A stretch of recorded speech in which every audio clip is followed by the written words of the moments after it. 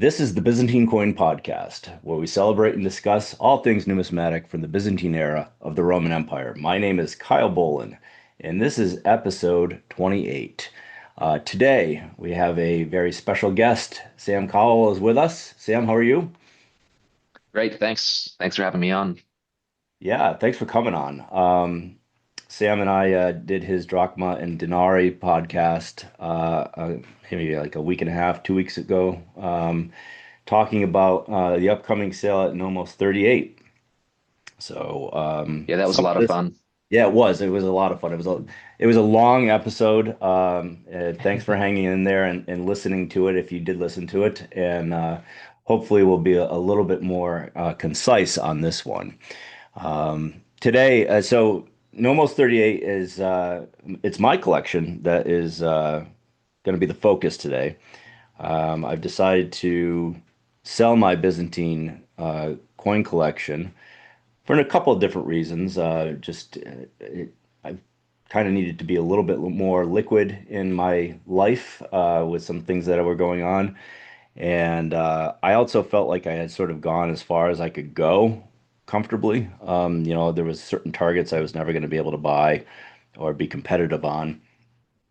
And third, I'd like to start getting more into the dealer realm of coins and the coin business. And I hope to do that over the next, 6 months or so, get a website going and start attending more shows and getting into more of the business aspect of it. So I'm excited to sort of make that transition.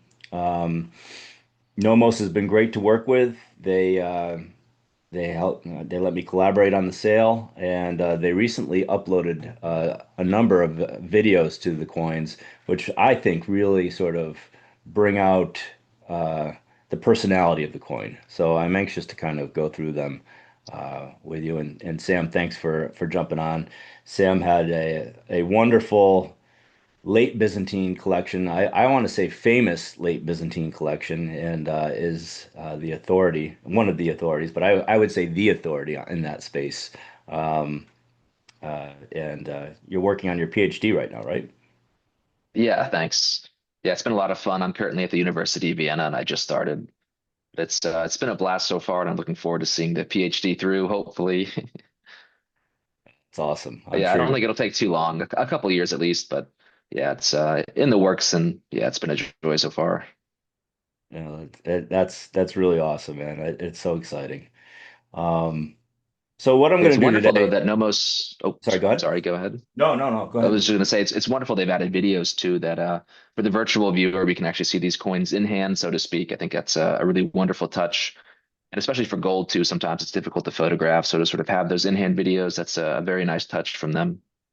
And I always think that Nomos's photographs are the best in the business. And they really bring out the character in the coins. But there is something to be said about video and what it looks like in hand. You and I both know you can shift a coin just a little bit and the light catches it in a different way and it looks completely different. Um, so I think it's important to have that video aspect, and I'm glad they added them as well. Um, so let's start off with lot six. This is a Xenosolidus. I'm going to pull up the video here if it works. Yeah. So this is a very well struck example and a really nice style for Xeno. And there's some really nice style Xeno portraits out there. But this one I thought particularly looked like an Anastasius portrait. So it's probably from late in his reign. Uh, Am I gonna have internet issues the whole time here? What's going on? Hopefully not. Although it does look quite nice. The neck oftentimes isn't very well defined, so to see it well proportioned here and also to have that depth, that is quite nice. Why is that hanging like that though? That's frustrating. So this is a nice example of a Xeno. Great strike, fresh dies, and a really nice style on it. And I think the video sort of brings that out. Was there also any provenance on this one? Of This course, one, many of these no, lots have wonderful provenance, so I was just curious. this one I bought from a Roma auction. I don't know if they say it in the description, but um, let's take a look. Yeah, from a Roma auction in 2023. And you might try playing the video in the individual lot viewer. Perhaps it runs better that way. In the individual lot viewer. Okay, what is that? I'm just curious if you just click on a coin and play the video from like the screen of Oh, just the okay. individual lot, not all of them. It could be that it plays the video better that way. Let's try this. Perhaps not, but it could make a It difference. might. I'm having some internet issues. Oh, this is working now. This lot is lot 7. This is in Anastasius the First Solidus from early in his reign.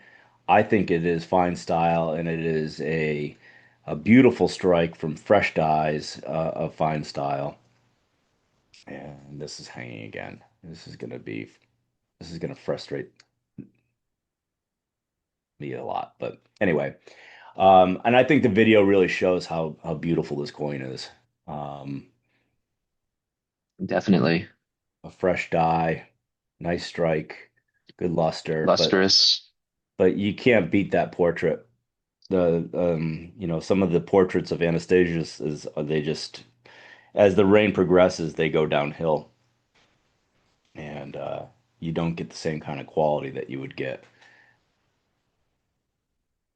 But the video really kind of shows how pretty that is. Yeah. And Was that an X slap coin? It looks very nice. I could easily see that being a 5 out of 5, 5 out of 5. it's really sharp. I like, if you look at the portrait, I like the fact that the eyes are sort of a little different, and his nickname was Diacorus because apparently he had two different colored eyes. Um, Anastasius was a palace bureaucrat and was selected by the wife of Zeno, the previous emperor who had passed away, and married him, and he became emperor in the 60s. And I think that he was only thought to sort of be a placeholder emperor, and he reigned for I think 27 years, well into his 80s, late 80s, I believe. And he lived a very long time, and he had a great reign. When he died, he left a surplus of I don't I remember think the exact. 200,000 tons. Yeah, Don't quote me on that, but it was a ridiculous amount. a ridiculous surplus because he was the finance minister and he knew where all the problems were in the system, and he streamlined a lot of that, where he allowed, I think, a stipend to go buy the kind of the weapons you needed for the army as opposed to providing them. He reformed the coinage so that the taxation system worked a lot better and that you had to pay your taxes in gold rather than in kind, which reduced spoilage and corruption. And he standardized the exchange rate for bronze to gold and reformed that coinage. That's why they really start with Anastasius as the first Byzantine Roman emperor. Although, It's certainly among the best. I would say so. Yeah. Very, productive and long reign. He benefited from a lot of the things that Zeno had set up. And he also benefited from the fact that the Huns were no longer an issue. The Goths had sort of settled in Italy and were no longer an issue. And But also thanks to his diplomacy, I think he gets some credit there with the Goths. sure, yeah, I mean, absolutely. But there was definitely a rising tide, but he took full advantage of it. Let me put it that way. So, I think among um, my top 5 emperors of all time, I'm a yeah, big Anastasius fan. I am too. And his coinage is fascinating. Like I said, in the beginning of his reign, it's really, really nice. And then, it sort of declines over time to what you have when, you have Justin come up in his coinage. So, but there's a lot of, I mean, you got to feel if the budget was like 6 million solidi a year, or let's just use that number, and each die produced 20 to 30,000 coins.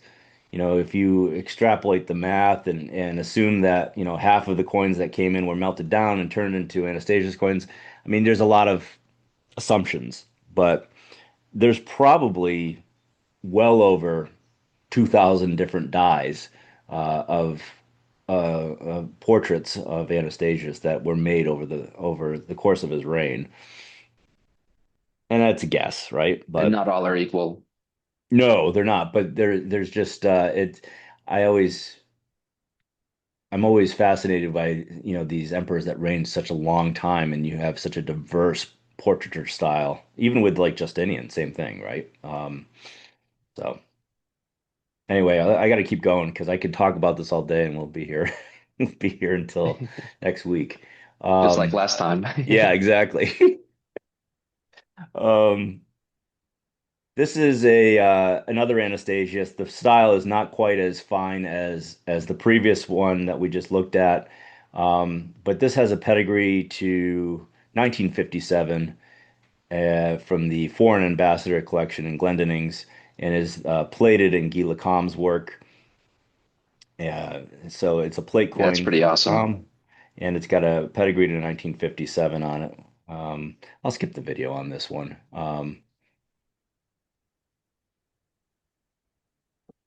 And this is another one. This is another really nice style. It's with the cross on the helmet, which is a little bit rare, but the style of the Emperor's portrait is amazing. The eyes are really sort of stern looking on this. This was from a Roma sale in 2023, so there's not. Oh, now the video is not even working at all.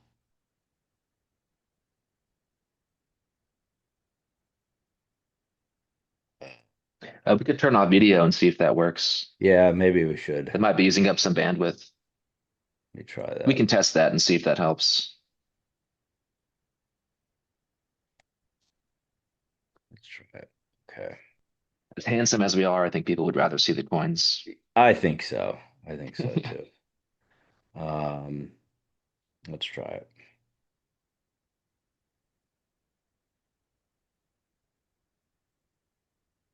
Negative Ghost Rider. Okay. Anyway, we'll just keep going. This is a nice portrait. Doesn't have the pedigree of the last one, but it's got a really fine style portrait with expressive eyes, sort of looking sternly to the right or to his left.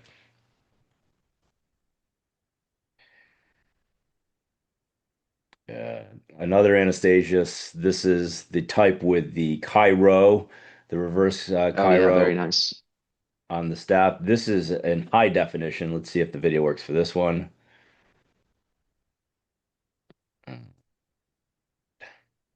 So frustrating. And this is on my side too, I'm sure. But anyhow, this one is really in high definition. It's a great strike, and I think a decent style and a rarer type with the reverse Cairo. This was a Nomos coin from November 2020. I think this is also ex Voda collection, um, but they don't have it listed here. Nice. But it's a nice example for sure. Uh, Moving on. Okay, so let's go move to Justin the first. Justin's coinage is sort of considered fairly unremarkable in the fact that its quality, the style quality is rather poor, and he's sort of considered historically as this caretaker emperor between the long reigns of Anastasius the First and his nephew Justinian the First.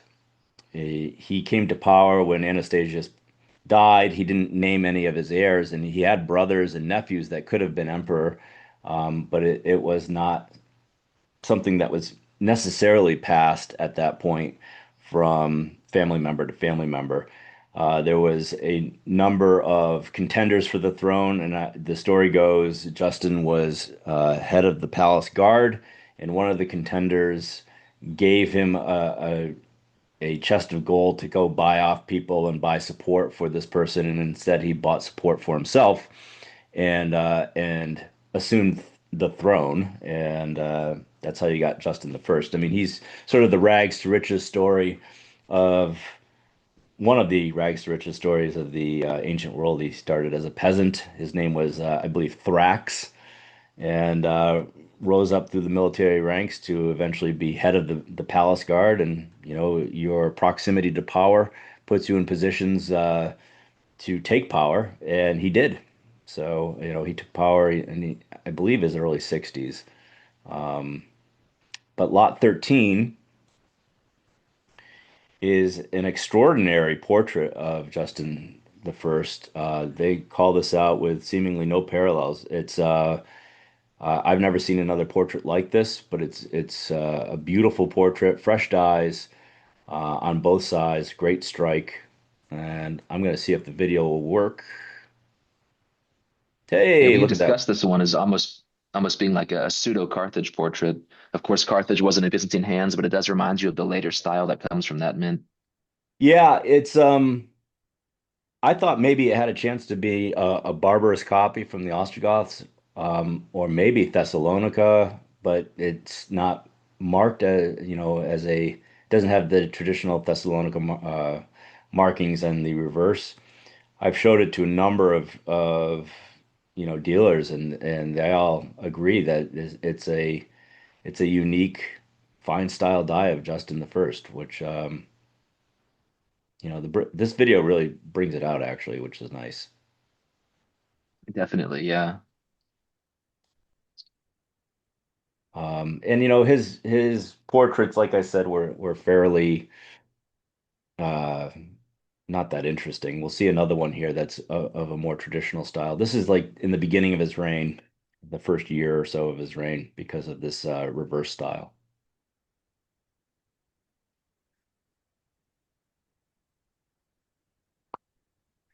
Um, and here is another one. This is sort of a more normal style. This is a nice coin, actually. This is from the Blaschegg collection that Loy did in 2022. And this is also ex Hess from 1982. And it's a really sharp example. It's just the style isn't quite. I mean, you can see how well struck it is. It's just from a style perspective, it's sort of the more standard style. It's still quite nice though. Oh yeah, yeah. This is I love this coin. It's great.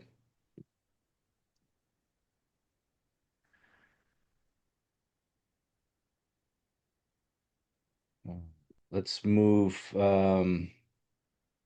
to lot 17. This is Yeah, this the one's wonderful. joint reign of Justin the First and Justinian the First. As Justin the First declined, his nephew had been very active in his administration for a long time. He named his nephew Justinian as his son and heir, and they issued these coins to show dynastic continuity and the transfer of power and to legitimize Justinian the First.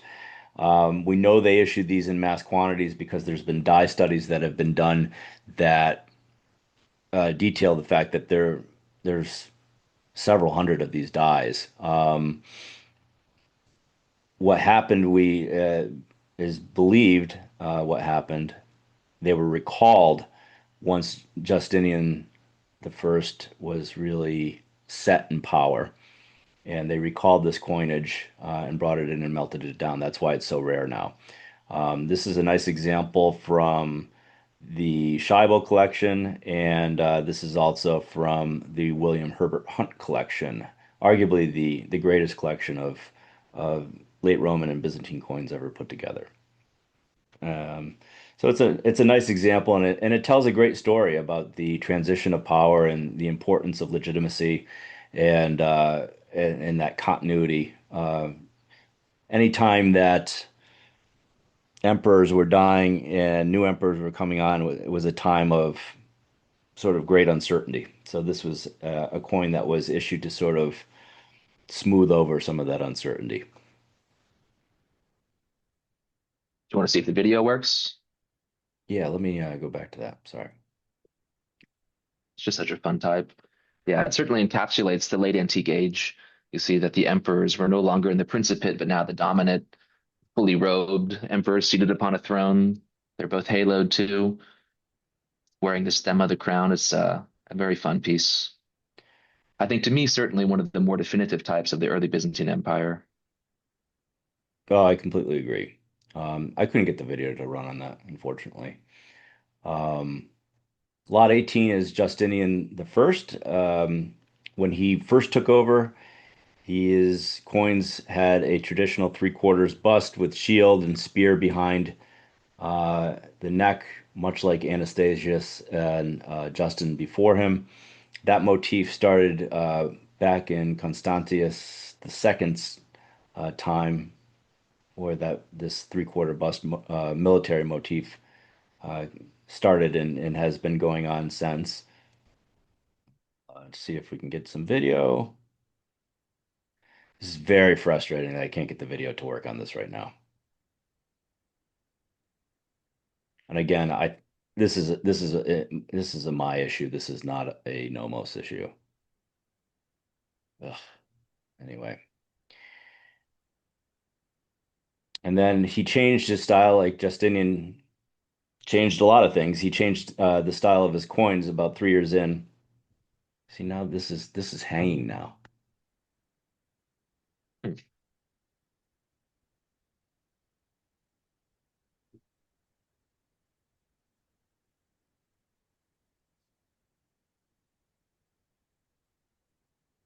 Ay, ay, ay. Let's see if I can get the video. Let's try this one.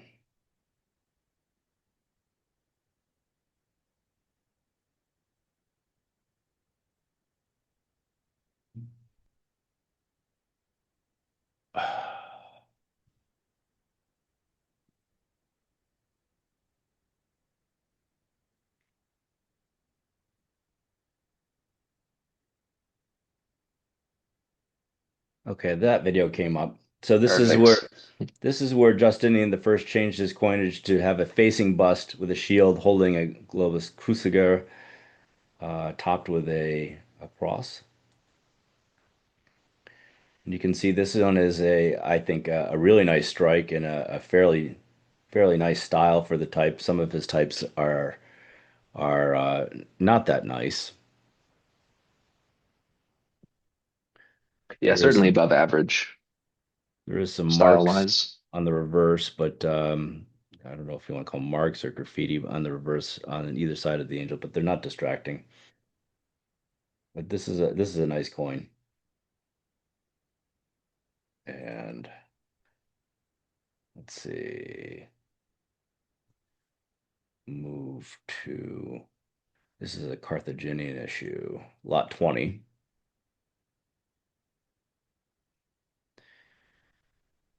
Expert Ptolemy from 2020.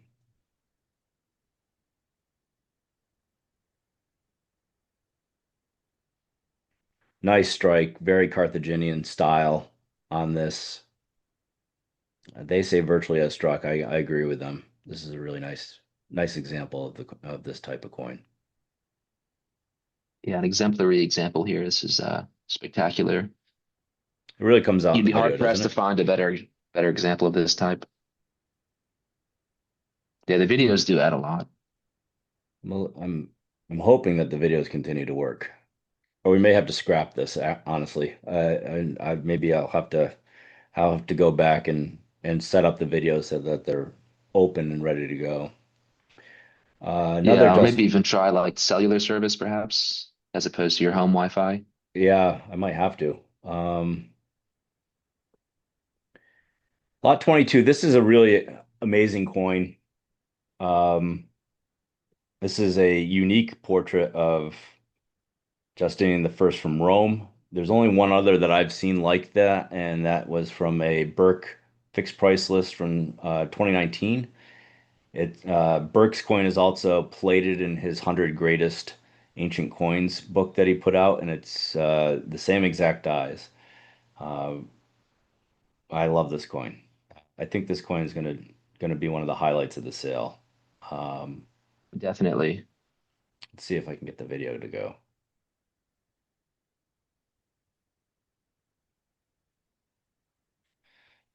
I mean, it's just a really amazing It's style and just a yeah, crisp different strike. for being a Western mint.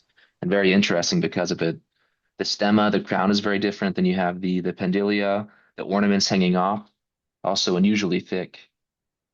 But yeah, very interesting. And the drapery and the reverse here on the angel on Victory is also different than what you see in the normal solidity. It's true, yeah. It's and this is slightly double struck on the obverse and reverse, but it's an extraordinary coin. So one of the highlights of my collection. Certainly minted it also during the peak of the Gothic Wars, so you have lots of fun history behind that also. Absolutely. Another Justinian. This one is from Thessalonica. This is one of my favorite coins too. It's absolutely just gorgeous in hand. Um, the video really brings it out. I mean, it almost looks Oh wow, metallic. yeah. A very deep strike. I mean, it's gorgeous. It really is. I mean, the fields are like butter, and the strike is wonderful. The dyes are fresh, and the style is incredible for Thessalonica. I mean, Thessalonica had its own sort of style on it, but I mean, this coin is the best I've ever seen from Thessalonica. It's really gorgeous. Yeah, also fully on flan too, which is excellent. I think it helps with the metallic appearance. But you have the full die rims also. It's very Yeah, impressive. yeah. And I think the video really brings this out. I mean, the photograph that they took of it is awesome too, but the video really brings it out.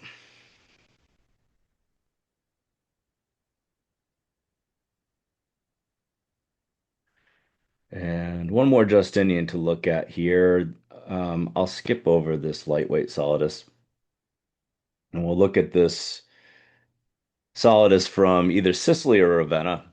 These are originally classified as Ravenna coins. Han and MIBE changes the classification to Sicily based on analysis of the Monte Giudica hoard. This is on a huge flan, and it's got a very sort of distinctive style to it.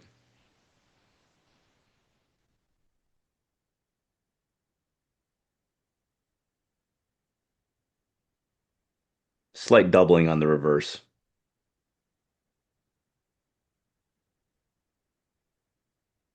It's just very impressive to see all this Western Italian mint coinage.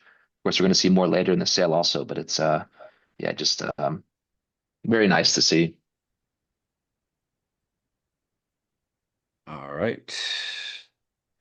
Um, let's move to Justinian the second here. We'll look at this Alexandrian Solidus. I love this portrait style. I like how the toning or whatever, if that's toning or fine patina, whatever it might be, in the eyes, sort of brings out the eyes on this, and it's got that distinct Alexandrian style. We know it's from Alexandria because of the cross in the field. Of course, the style gives it away as well. And they equate the cross in the field to Alexandria because there is an example that says Alexandria in the exurg, which connects that all. Check out the video of this. The video of this is pretty cool because the eyes really are expressive in the video if it's Yeah, gonna they run. pop out. Let's see if it is it gonna run.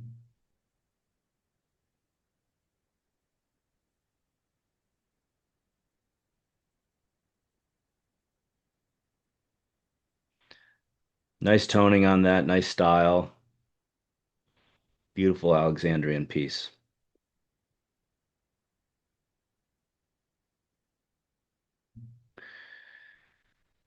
And that was formerly in a Mint State 505 405 holder. I'm going to skip over a couple things here and go to lot 33. This is a lightweight solidus of Maurice Tiberius. Charming style. Yeah, I thought because of the style, it was very similar to one equated to Thessalonica that maybe that this was provincial, though there are no lightweight solid eye of 23 siliqua cataloged as from a provincial mint. They're just cataloged to Constantinople. Um, the thing about this one is, there is doubling on the reverse, but there seems to be a very distinct carved A on the reverse near Kanab, which I've never seen before. Yeah. So it's got sort of a singular uniqueness to it. I don't know if it's provincial or Constantinople, but that A is certainly different. Yeah, unusual.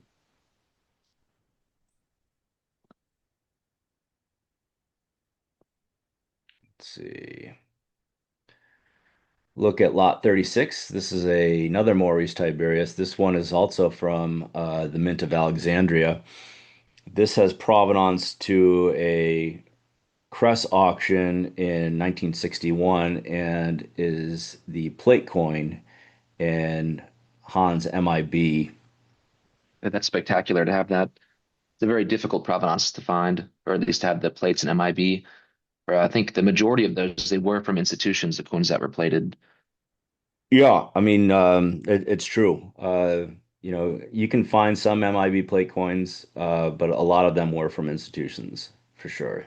And Dumbarton Oaks, almost all of them were from their institution. You can find some plate coins from Sear, but he did a lot from institutions as well.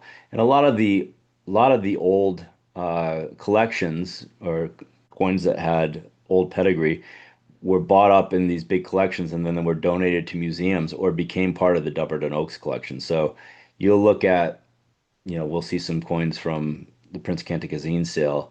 A lot of those were bought up by institutions, um, or were donated to institutions. So it's tough to find uh, Byzantine provenance, let's say pre 1950 provenance on things. Most of those are in the hands of museums. This has got a flan flaw across, unfortunate flan flaw across the portrait, but the portrait is very distinct in style. Originally, these were attributed to Constantine in Numidia, which is in the Western African coast, between Carthage and Morocco, basically. And then they changed it to Han attributed them to Sicily, and then in MIBE he changed the attributions to Alexandria as they make more sense and they have this distinctive style for sure. This is oh yeah, it's also from a Vinchon sale in 1973. So great provenance on this, and always cool to have a plate coin. Another Maurice Tiberius, lot 37. This is really a beautiful example of a Carthaginian solidus. It's on a smaller module. The flan size for Carthage solidi were starting to shrink, but the weight was always the same. And the theory goes it has to do with the sub-Saharan gold trade and the molds that the gold were transported in from Timbuktu to Carthage were smaller and globular. So instead of having to make larger flans, they instead adapted the dyes to the smaller globular flans that were already provided. And it's And the for only that place theory, that does perhaps this. also it could also be what people would expect. If the raw gold circulating is in small globular forms, they could also expect that the coinage would meet that same shape. But it's a really sharp example. This has got an insane pedigree. It's from the Conti collection, which was a beautiful collection of Byzantine coins from Baldwin's in 1994. It was in a Burke buyer bid sale in 1989, and then I was able to find that it was part of the Montague collection from Rolland and Freuden. Am I saying that right? Freuden? I don't know. In let's see, I think it was 1896. So this has got provenance back to 1896, which is super cool. Which is basically unbelievable for a Byzantine coin. Yeah, it's tough, very tough. Yeah, I think that's one of those examples where if you're in the market for the type, you can't find a better example. just with the provenance, the nicety, the strike, the style. This is another Maurice Tiberius Solidus from Carthage. Style is a little bit different because this is from a later indicational year. This is a plate coin in Lacam, and it was from the numismatic fine arts sale 18 in 1987, which was a famous Byzantine late Roman sale. Most of it was Guy Lacam's collection, I believe. This is also in a slab with a star on it, so there's no video. They didn't do videos of the slabs. It's choice AU star 5 of 5, 4 of 5. So plate coin, starred, and it's a really nice example. Lot 39. This is a consular issue of Maurice Tiberius. This is from the William Herbert Hunt collection,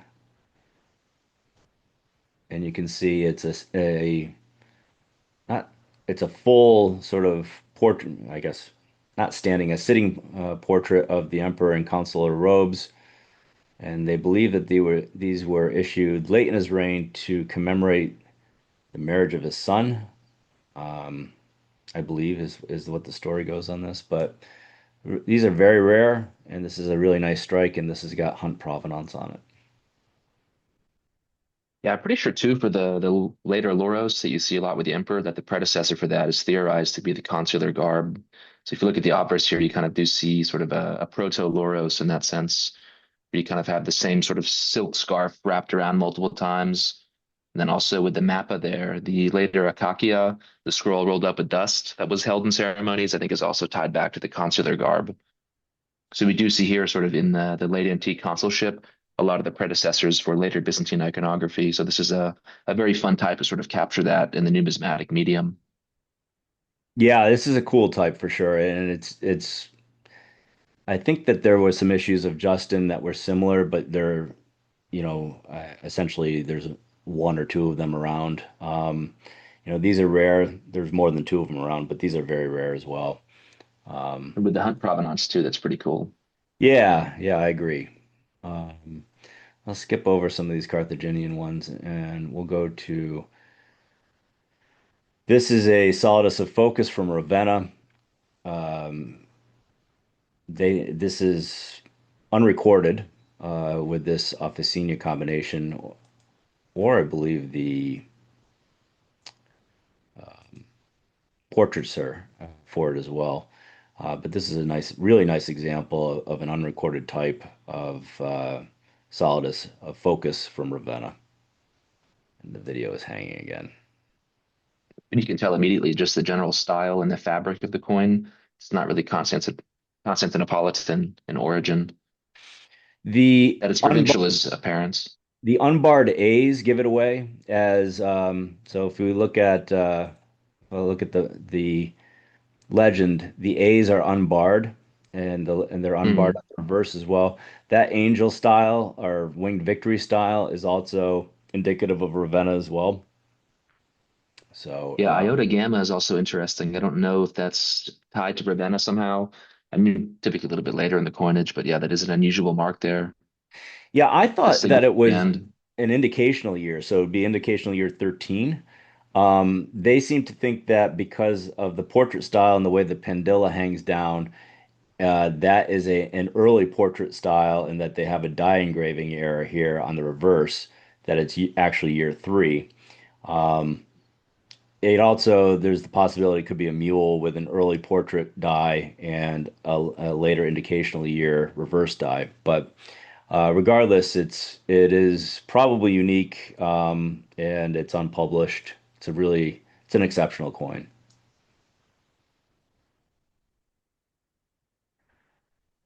Moving on to lot 43. This is a stellar example of Heraclius and his son Heraclius Constantine, the future Constantine III, of fine style. The video really makes it pop. This is ex-NAC from a NAC Oh sale. wow. Yeah. I mean, it's a luster bomb and it's a style bomb. You have a little weakness in the legend, but I would challenge anyone to find a better portrait style of Heraclius on these, and the fields are You just can't say. Yeah, that is the best I've roof-like. ever seen. Yeah, it's a beautiful coin. And like I said, the video really brings it out. I mean, the pictures that they took were outstanding as well, but I mean, it's just that was minted and buried. It just looks untouched. Yeah, there is nowhere.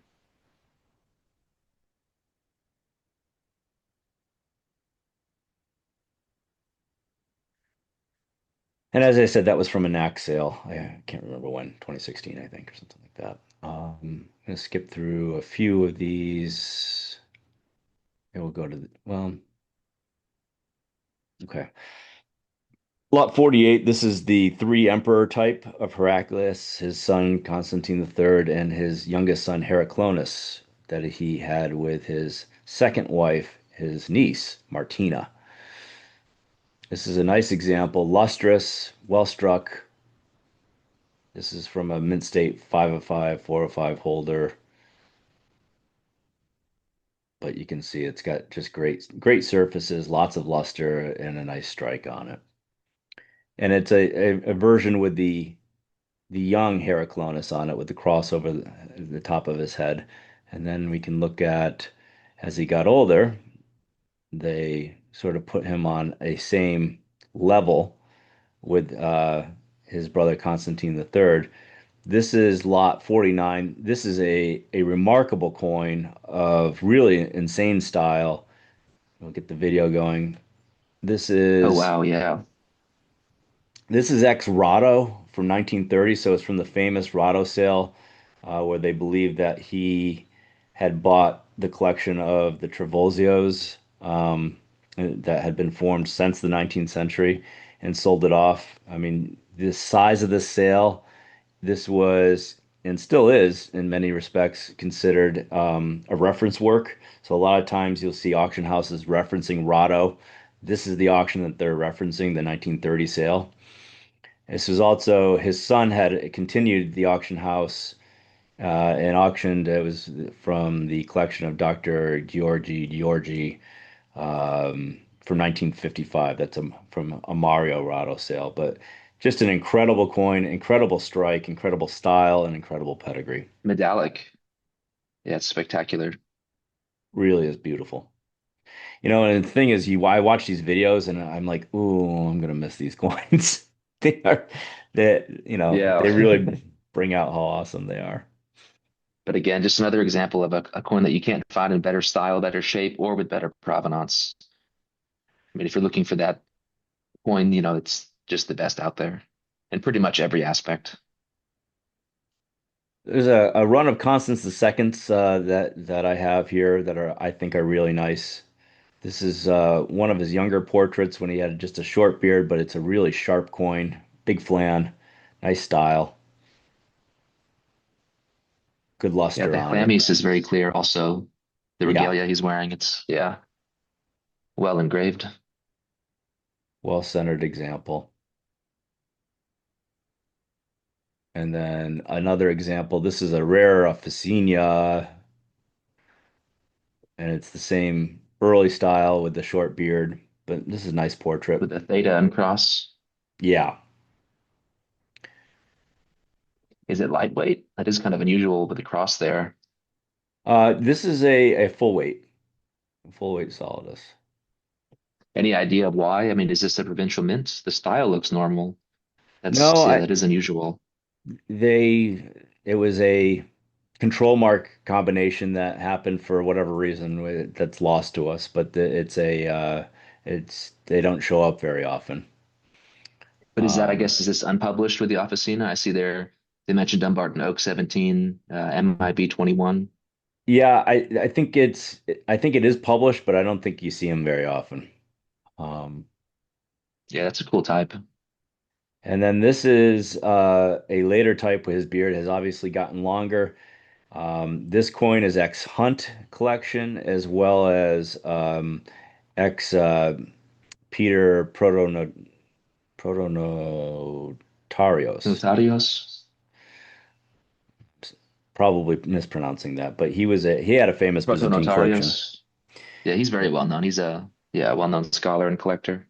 He donated his gold to the Athens Museum, and then his late Byzantine stuff was sold by LHS, which was, I think, a Loy Nomos sale, or I can't remember, Yeah, but probably the best sale ever for late Byzantine coinage, I'd say.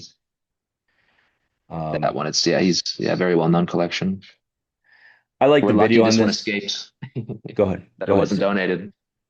Yeah, Said we're lucky this one escapes that it wasn't donated. I think it was sold first. It must have been sold because Hunt bought it for his collection, and the only reason we know it was in the Pronatarios collection was because MIB references his collection for the plate coin. Um, and you look at the video, the eyes are really sunken in and have some really sort of good character on this, I think. There's some reverse graffiti on it, but the provenance and the plate coin on that make this a very attractive example to own. Yeah, it's interesting. Graffiti, Kappa Theta, it's hard to tell, but certainly intentional letters that are incised there. Yeah, it's pretty cool stuff. Next up is this Constance the Second. This is one I bought from a Burke buyer bid sale. This is it has screaming luster and a really amazing strike, and the video really brings it out. There is some cool graffiti on the reverse that you can barely see because the luster sort of washes it out. But there's like a 5 point star and the pi symbol, but the video really They were shows you how. predicting that it would slab 5 out of 5, 5 out of 5 star. I mean, look at the luster on that and the strike. It's just incredible. It's almost proof-like.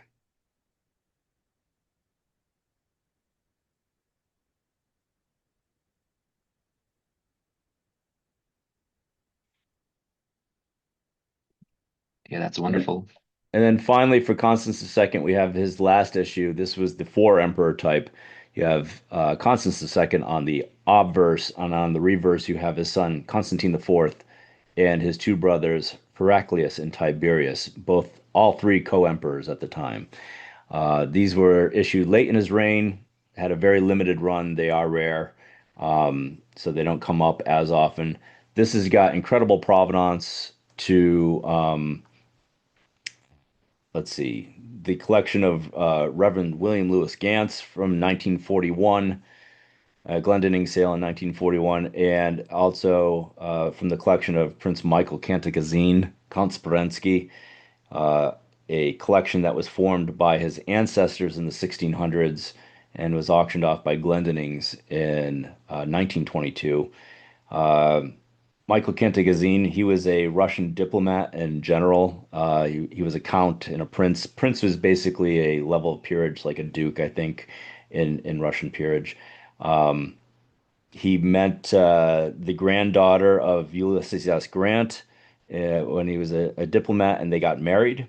And he was a general in World War I for Tsar Nicholas II.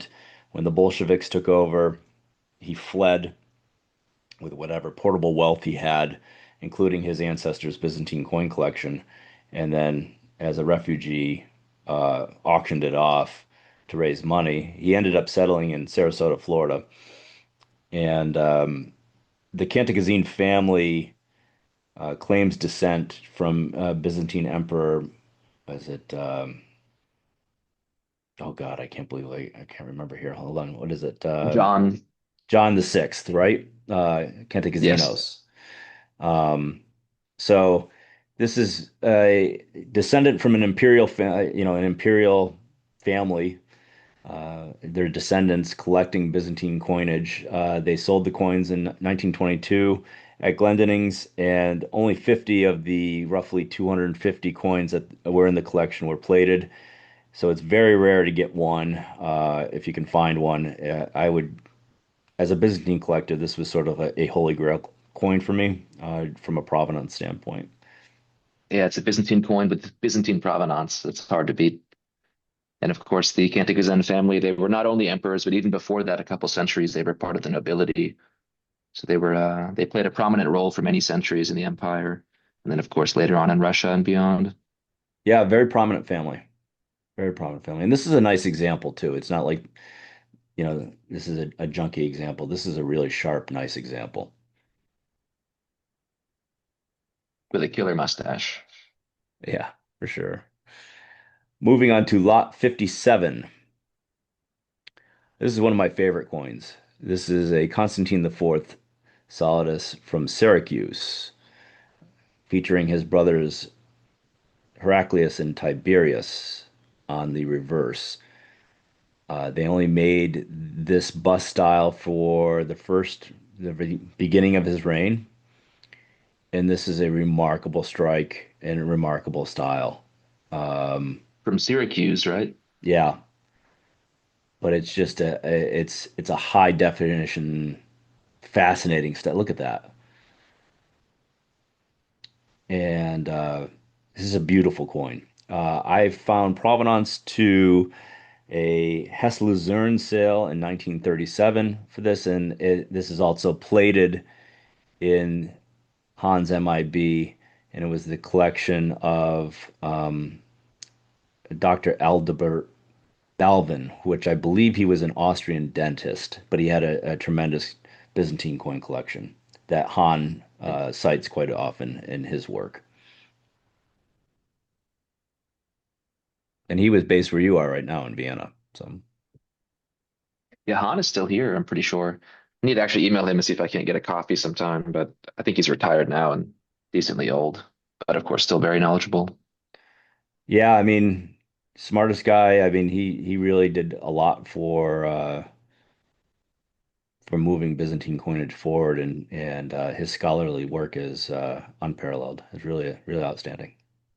Yeah, I mean MIB is still the reference But this to that coin period. I mean is that's the book I is first just turned. beautiful. It really is beautiful. I'll miss this coin quite a bit. I really enjoyed being the steward of it because it is just a fascinating style. Yeah, just the Italian mint aspect also a rare provincial issue with wonderful provenance. So yeah, an excellent coin. Constantine IV's Constantinople coins were not all that beautiful. Actually, most of the coinage issued from any place wasn't all that beautiful. This is a very sharp example of an earlier type from Constantine IV. Um, it's got a die break in it, so I almost wonder, as sharp as this example is, it was a fresh die and it broke. I wonder if the die, if they made a lot with these.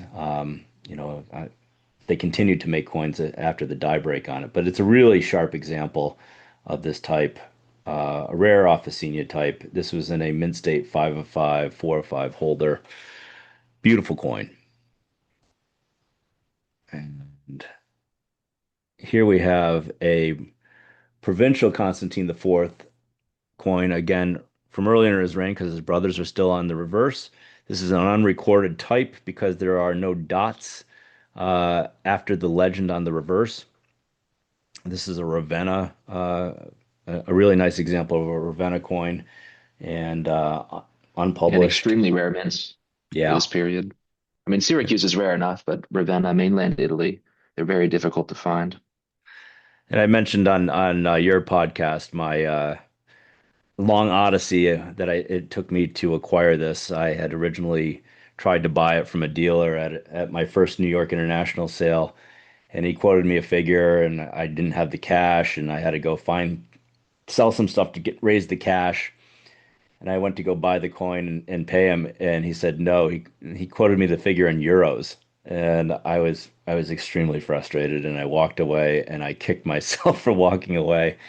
So when this coin did eventually come back up through the same dealer, by the way, I bought it immediately, and for more money than what I would have paid for it before then. But it's a rare type. Worth it, yeah. And another Constantine IV. This is an exceptional example of this sort of lesser style. This was in a mint state 5 of 5, 5 of 5 holder. It really looks high definition. It almost looks like a photo negative. Um, don't hang on me here. Let's see. Come on. There we go. But this is really got some nice contrast to it.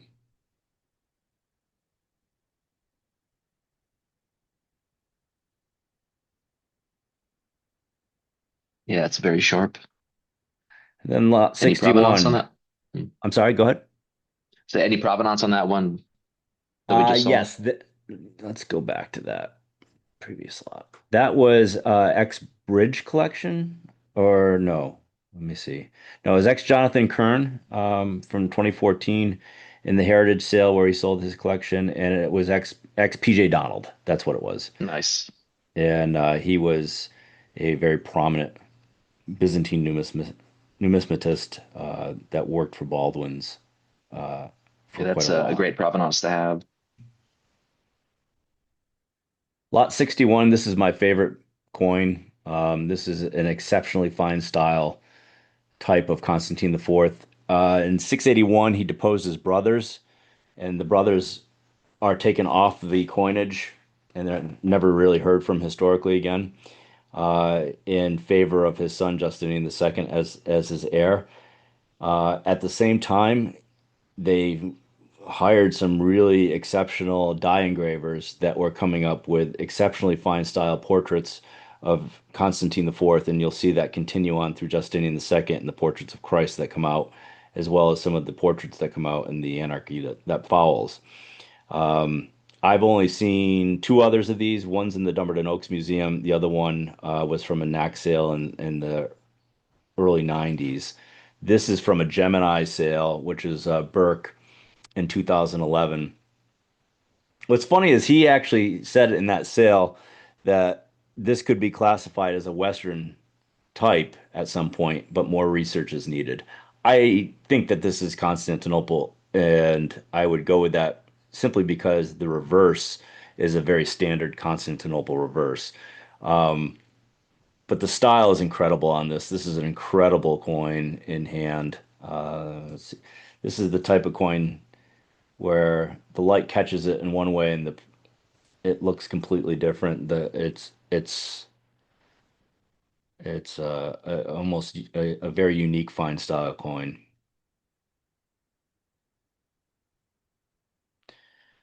Yeah, So I was shimmering excited. fields. I was excited to own that coin. And I'll miss it when now that it's going to be gone, but it's really nice. Let's see. This is another fine style type. These are a little more common die styles that you can find, but this is also an example of how well the style had improved in 681 through 685. And I think this was an ex Gazvoda collection. Yeah, it is. He's got good taste. Yeah, for sure. I mean, he had a really comprehensive collection. Um, this is another Constantine IV from Syracuse. You see also the brothers are not on either side of the cross. So this is a later type. These are very rare, and this is a nice But again, example of it. even the Mint of Syracuse sees an increase in style. Or Yeah, at least these coins look more fine in style, which is very interesting to see that it wasn't even just Constantinople, but seemingly whatever innovations happened, whichever sort of re-implementation of fine numismatic engravings, whatever that occurred, it was also across all mints in the empire, not just the capital. lot 64. This is one of the cornerstones of my collection. This is a Justinian II first reign tremesis attributed to Naples. There are four of these known. Three of them are in museums. This is the only one in private hands. This is pedigreed to 1932 from the Prince von Furstenberg collection that was sold by Kahn in 1932. And this coin was referenced and illustrated in MIB by Hahn. Uh, he just took a picture of it from the sale and put it in and plated it.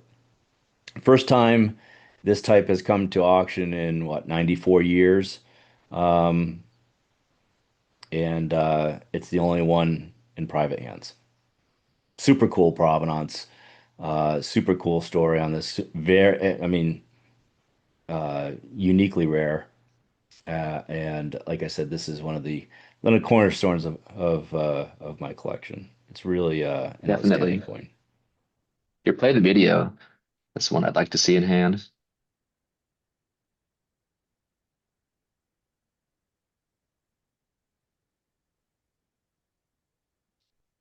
You know, Yeah, it's that very nice. Got typical some toning Italian and luster also. rough style, but yeah, it's an outstanding coin with an outstanding story.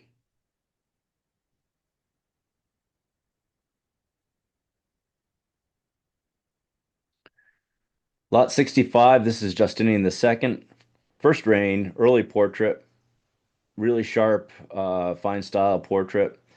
This was ex Driesman collection from Spink in 2000, Dr. Anton Driesman. And in that sale, it had said it was privately purchased from Spink in 1964. But you can see the portrait style is outstanding. The strike is outstanding. The luster and condition is outstanding, and it's not going. Here we go.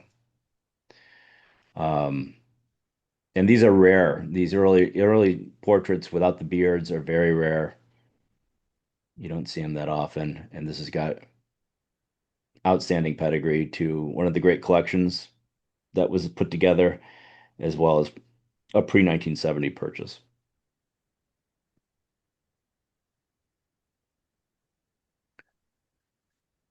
Let's go to lot 67. This is another Justinian II portrait with a beard, not quite as fine style, but it's an interesting portrait with very sort of crazed eyes.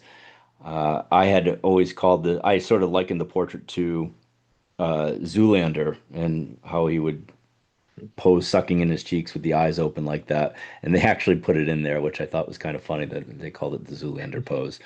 This is a plate coin in Guy Lacombe's work. It was ex NFA 1987, NFA 18, 1987.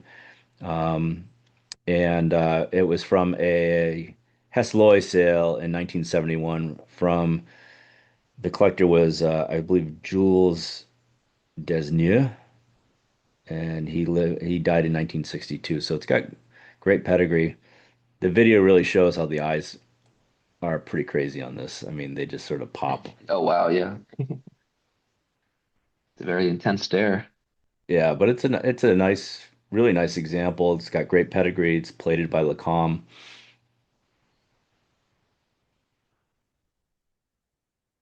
so it's a sharp coin. Lot 68 is another Justinian II, this one from Syracuse. This is from the Hugh Goodacre collection. Goodacre was the preeminent Byzantine collector and scholar from the 1920s and 1930s. And his work was published in three parts by Spink and then eventually posthumously put together as the Handbook of Byzantine Coins, which was the standard reference until really Sear came on. Um, Anything from his collection is usually pretty well sought after. This wasn't plated anywhere, and I couldn't find any further provenance on it, so I don't know where he bought it.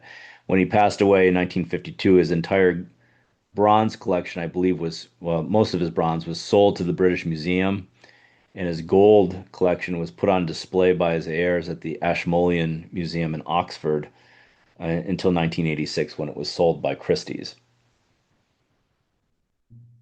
So cool coin from a great collection. And here's another example of Justinian II from Syracuse. This one is a sharper strike of arguably finer style. Um, and this was from a knack sale in the 90s, I believe. But you can see that's pretty nice for the type. Definitely. Yeah, but pretty much nowhere at all. Lot 70 is the Justinian II, where they first reign where they switched to a portrait of Christ. I believe after a certain council had happened, they gave them permission to use Christ's image. I think there was also obviously there was a rivalry with the Muslim Caliphate at the time, and the Caliphate essentially had imported the Byzantine monetary system and continued to use Byzantine coinage throughout the Caliphate. And this was sort of I think, a little bit of a jab toward them, saying, "Hey, you want to continue to use our coinage? You can have a picture of Jesus on it for you." But these are done in fine style. They're highly in demand. I think that this portrait of Christ is outstanding, has a very sort of nuanced character to it.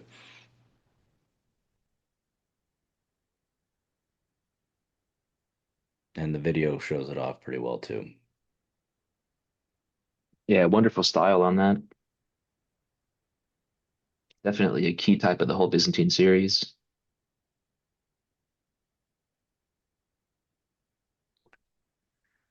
And I Lot think also, isn't this 71. the first coin or the Go first ahead. coin type that has the Loros on it? What we just saw? Yeah, I I believe believe that might be the so. first occasion in the whole series, so also noteworthy for that fact. Yeah, the standing portrait of the emperor has him wrapped in a Loros shirt. They call it a shirt. It's more of a gown. But Lot 71 is a Leontius. It's got outstanding pedigree to the duplicates sale of Dumbarton Oaks in 1958 that was done by Glendinning. So this has got Dumbarton Oaks provenance to it, um, which is Which is very hard to find. sort of unheard of, yeah. And I'll skip over to lot 73. Oh, wait, did I go too? I went one too many. Go to lot 72. This is the coin that Nomos chose as the cover for the catalog. This is a really outstanding portrait from Fresh Dyes of Leontius.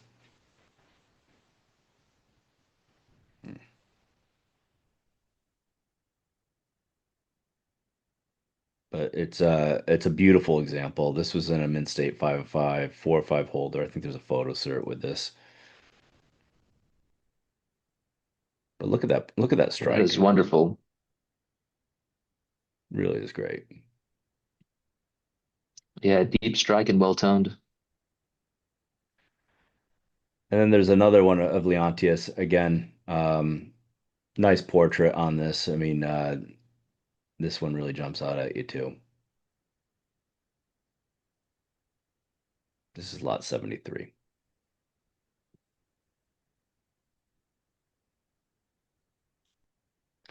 Lot 74 is a Tremesis of Leontius. This is X Hunt collection. This is also X important collection of Byzantine coins from Sotheby's in 1998, which was mostly, I think, Harlan Burke's collection.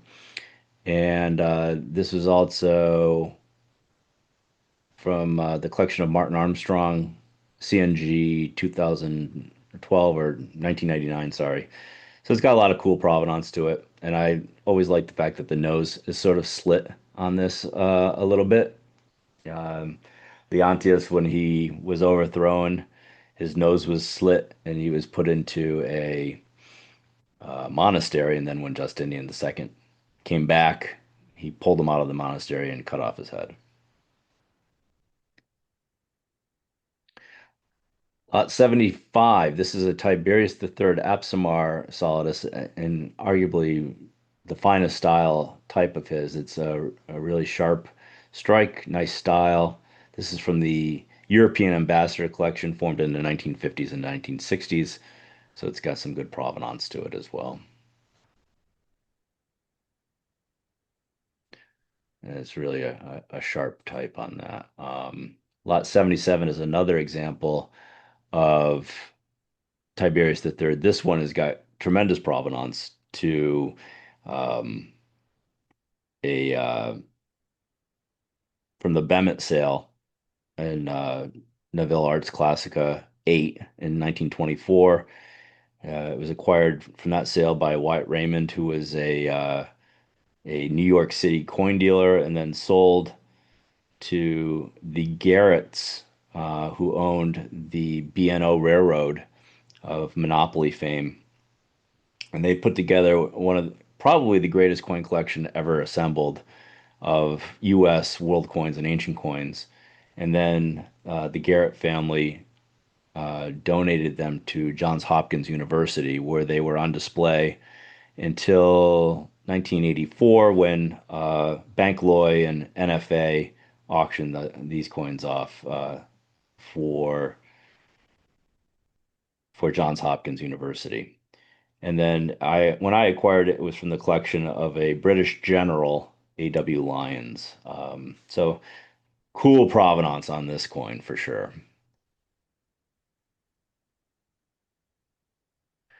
And then this is another Tiberius III. This one is a plate coin in Lacom, and it has provenance to NFA 18, 1987, and then I believe a Hesloy sale in 1970. I'll have to look, but really sharp example. Look at that video. I mean, it's just it's got a great I can see portrait. why it's plated. Gorgeous coin.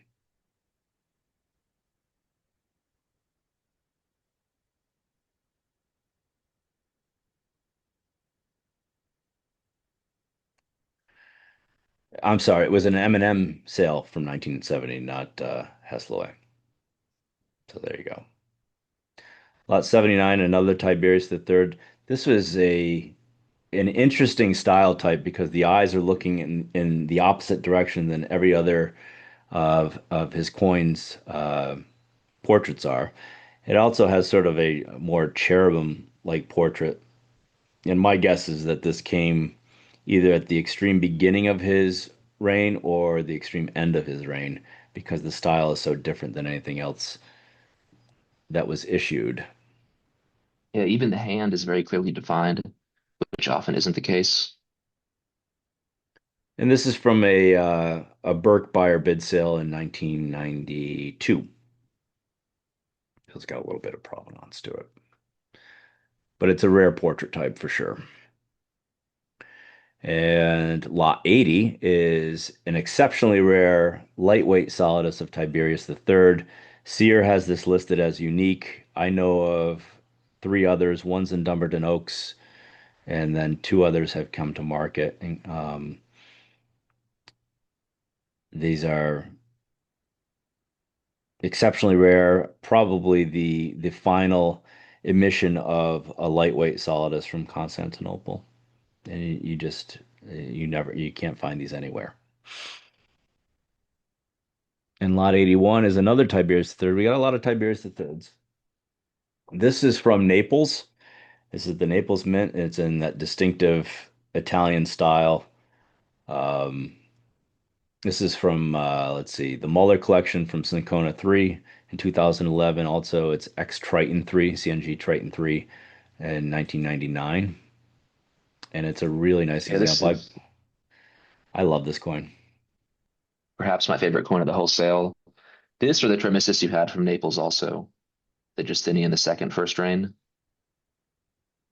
But it's just got such a Yeah, both just extreme rarities. unique style to it. Yeah, and they never come up. You never see these. I actually bought this from a Nomos fixed price list. I don't think it's on in here, but that's where I got this from. Lot 83. This is an exceptional example of a Justinian second reign solidus.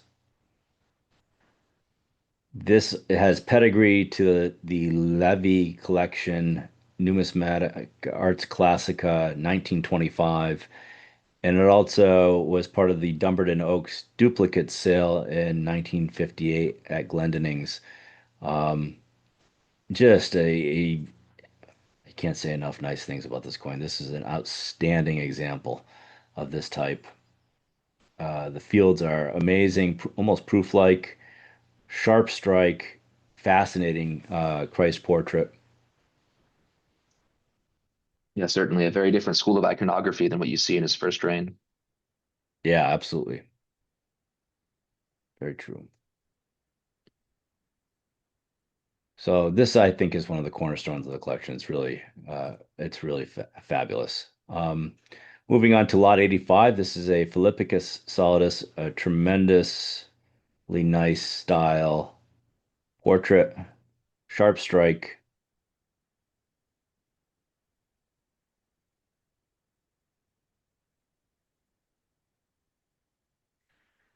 a really beautiful portrait style on this. And this was ex Nomos, one of the Nomos sales in like 2022 or 23 or something like that. But it's just a beautiful portrait. Terrible emperor, but made beautiful coins. Many such cases.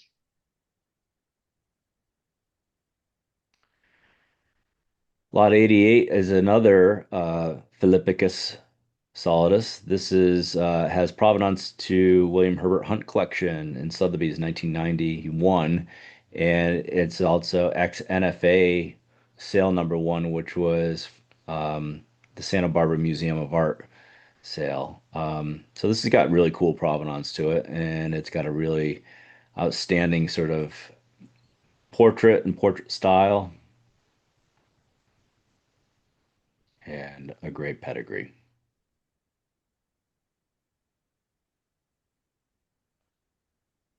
And I'll go to lot 89, which is another Philippicus. This one has two P's in the legend of his name. This coin is a luster bomb and exceptional style. I bought this from a Nomos sale. It's extraordinary in hand. It really is beautiful. On a big flan too. Yeah, also with expressive eyes. Yeah, yeah.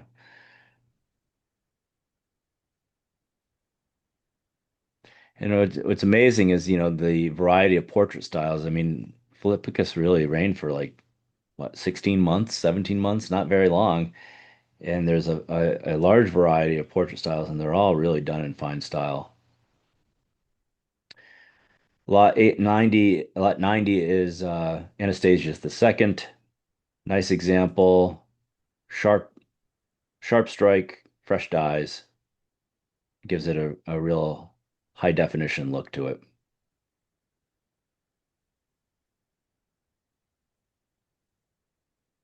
A thick flan also. Yeah, nice mellow toned gold flan. And then another Anastasius the Second. This one has got some crazy style, and this is on a gigantic flan. But again, sharp strike, fresh dyes, and a really fascinating style.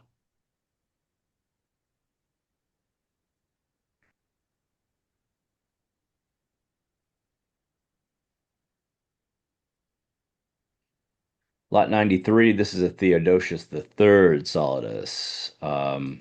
Theodosius the Third was a well-liked tax collector that the revolting Obsequian troops had insisted become emperor.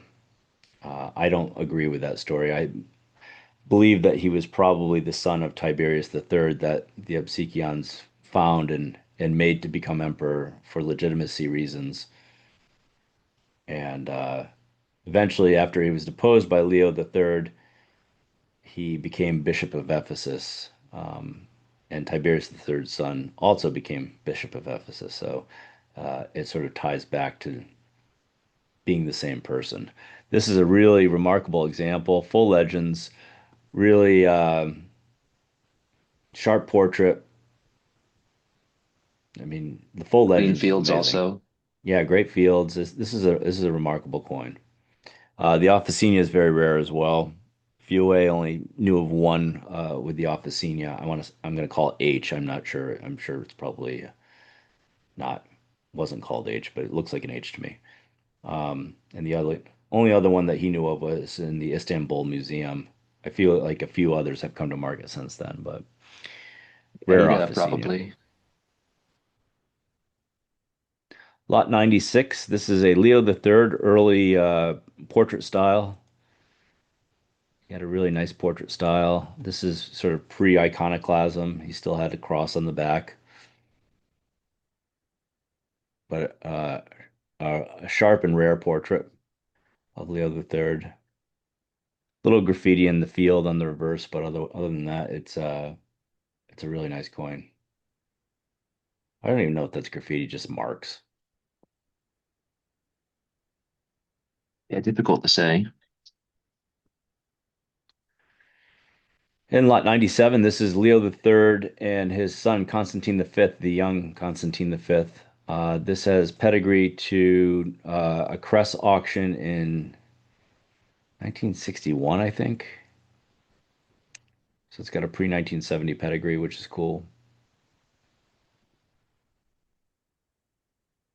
And it's got sharp portraits on both sides. This is a nice coin. Yeah, certainly. Sorry, Cress auction in 1962. I was off by a year. Lot 99. This is Leo the Fourth with Constantine the Sixth and his dead relatives, Leo the Third and Constantine the Fifth. I think these are very quintessential Isaurian dynasty Byzantine coins. I mean, they did a lot with the dynastic continuity and showing all the different emperors from the dynasty. This has pedigree to a Hirsch auction in 1912, as well as pedigree to the Locket collection that was sold in, I think, 8 or 9 parts by Glendinning. This part was sold in 1959. So it's got pedigree to 1912 and pedigree to the Locket collection in 1959. Lot 100, this is a Constantine the Sixth with his mother Irene Solidus, and then Leo the Third, Constantine the Fifth, and Leo the Fourth on the, I guess, obverse. I always assumed that the reigning emperor would be on the obverse, but um, yeah, I'm not sure on that. But at any rate, this is a rare type because this is an unrecorded in most of the sources type because this one does not have a cross between mother and son on between Constantine the Sixth and Irene. It is recorded in few A as such. I think there's like maybe 5 or 6 of these known. This has got pedigree to 1953 to an M&M sale in 1953, but with stops at different sales in 1964 and 1996.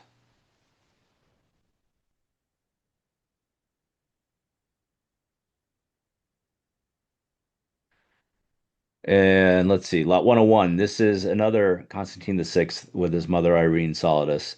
This one is also has provenance to the Prince Michael Cantacuzene Count Sperinsky collection formed by his ancestors in the 1600s. Um, and it was also part of the John Warwick Garrett collection that we spoke about earlier.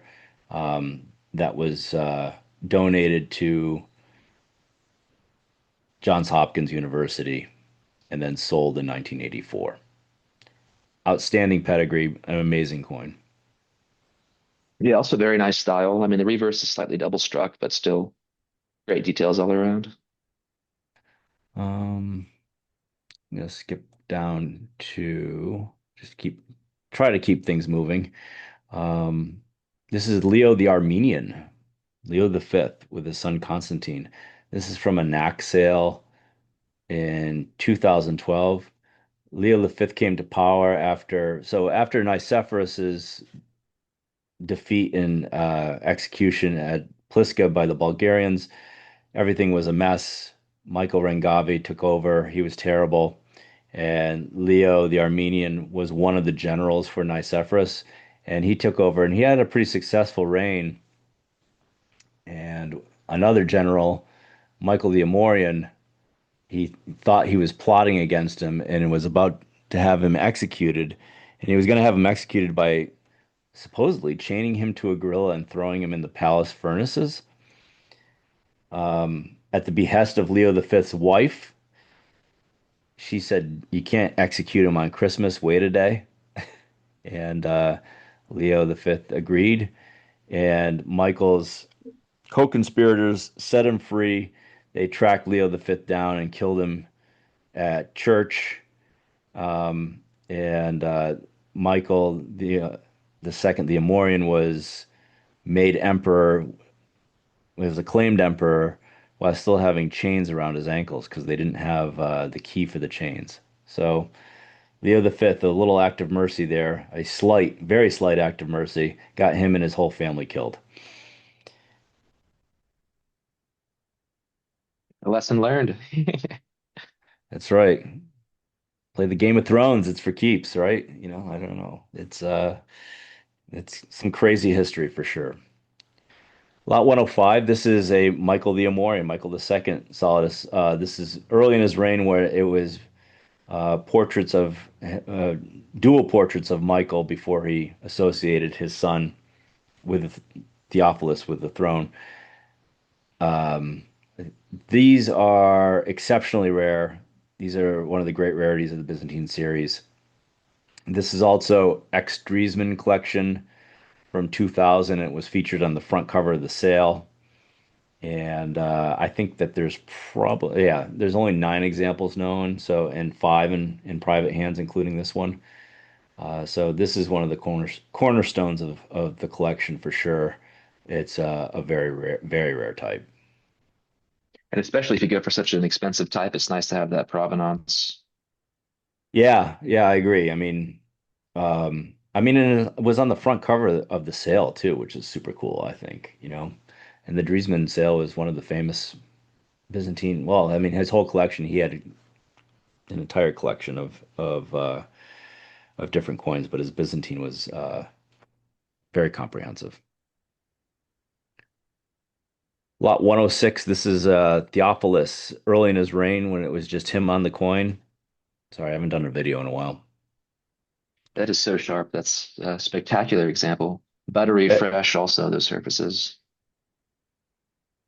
Beautiful example, nice surfaces, very rare, early in his reign like this. And this has got great pedigree too. This is has pedigree to an M&M sale in 1953 with some stops at Hesseloy in 1955, Bankloy in 1976, and Numismatic Fine Arts 1990, Freeman and Sear 1999.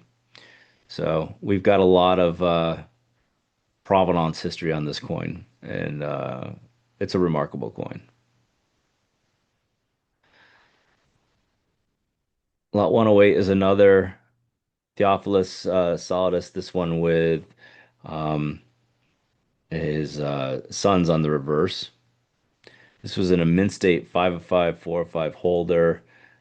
I never saw this out of the holder. I had taken it out of the holder. I think I would have tried to get some of the you know dirt or fine patina, whatever it is on the obverse off. But it's a remarkably well struck coin of fresh dyes and sort of interesting dyes too. So this is a really lovely Yeah, more example. abstract style, which you perhaps normally see.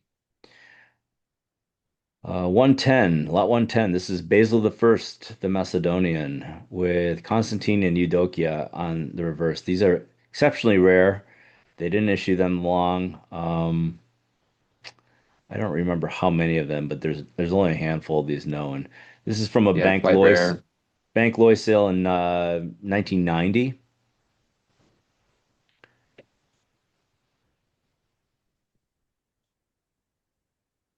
and A stable hand made emperor. yeah, that's right. He killed his best friend supposedly, but an outstanding example of this rare Byzantine coin, very rare. Uh, let's see, lot 111. This is X Hunt. This is a nice example. Lot 113 is also X Hunt. This is Nicephorus Wow, Focus. That's a that nice example. obverse is breathtaking. Nice tone to this. And this is from the Hunt collection as well. Yeah, that's a wonderful example of Macedonian dynasty art, just to see sort of the more medieval style iconography, more Yes. what you might call it like a classical Byzantine icon of Christ. Or with Justinian, it's still more early, more Sinai-esque. This certainly is more of the later development. And then lot 114, this is a Romanus the first solidus. Romanus being crowned by Christ on the obverse, um, Constantine the seventh, and Romanus' son Christopher on the reverse, holding the cross together. Constantine the seventh was very young when his father died, and there was a regency council that was sort of vying for power on things. And all of a sudden, this admiral who controlled the fleet in the Bosporus sort of got involved with the competition for who was going to control the Regency Council, and then got himself on the council, and then basically took power for himself. And he's called the gentle usurper because he took power for himself and he became primary emperor. And he even elevated his son over Constantine the seventh, but he kept Constantine the seventh alive. He married Constantine the seventh to his daughter, and never, killed him or hurt him, really. I mean, he was just sort of shuffled off in the palace on a shelf for quite a long time. Um, but Romanus is considered a very able emperor, and of course, his legacy will have a lot of impact on things to come. His sons, Christopher ends up dying before he takes the throne, and his other sons were sort of incompetents. But he had a illegitimate son that basically ran the first half of Basil II's reign, who was a eunuch, actually, also named Basil, Basil Lecapenus.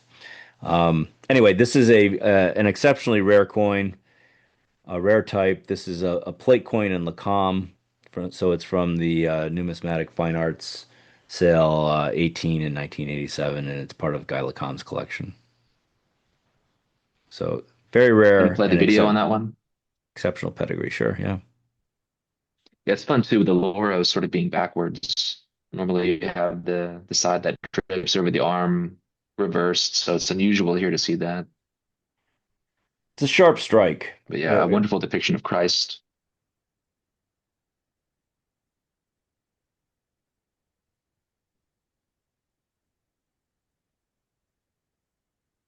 Yeah, I mean, very reminiscent too. There's the famous Constantine the Seventh ivory that's in the Hermitage Museum in Moscow, and Oh, that yeah. ivory you have essentially the exact same scene depicted of the emperor and Loros before Christ being crowned.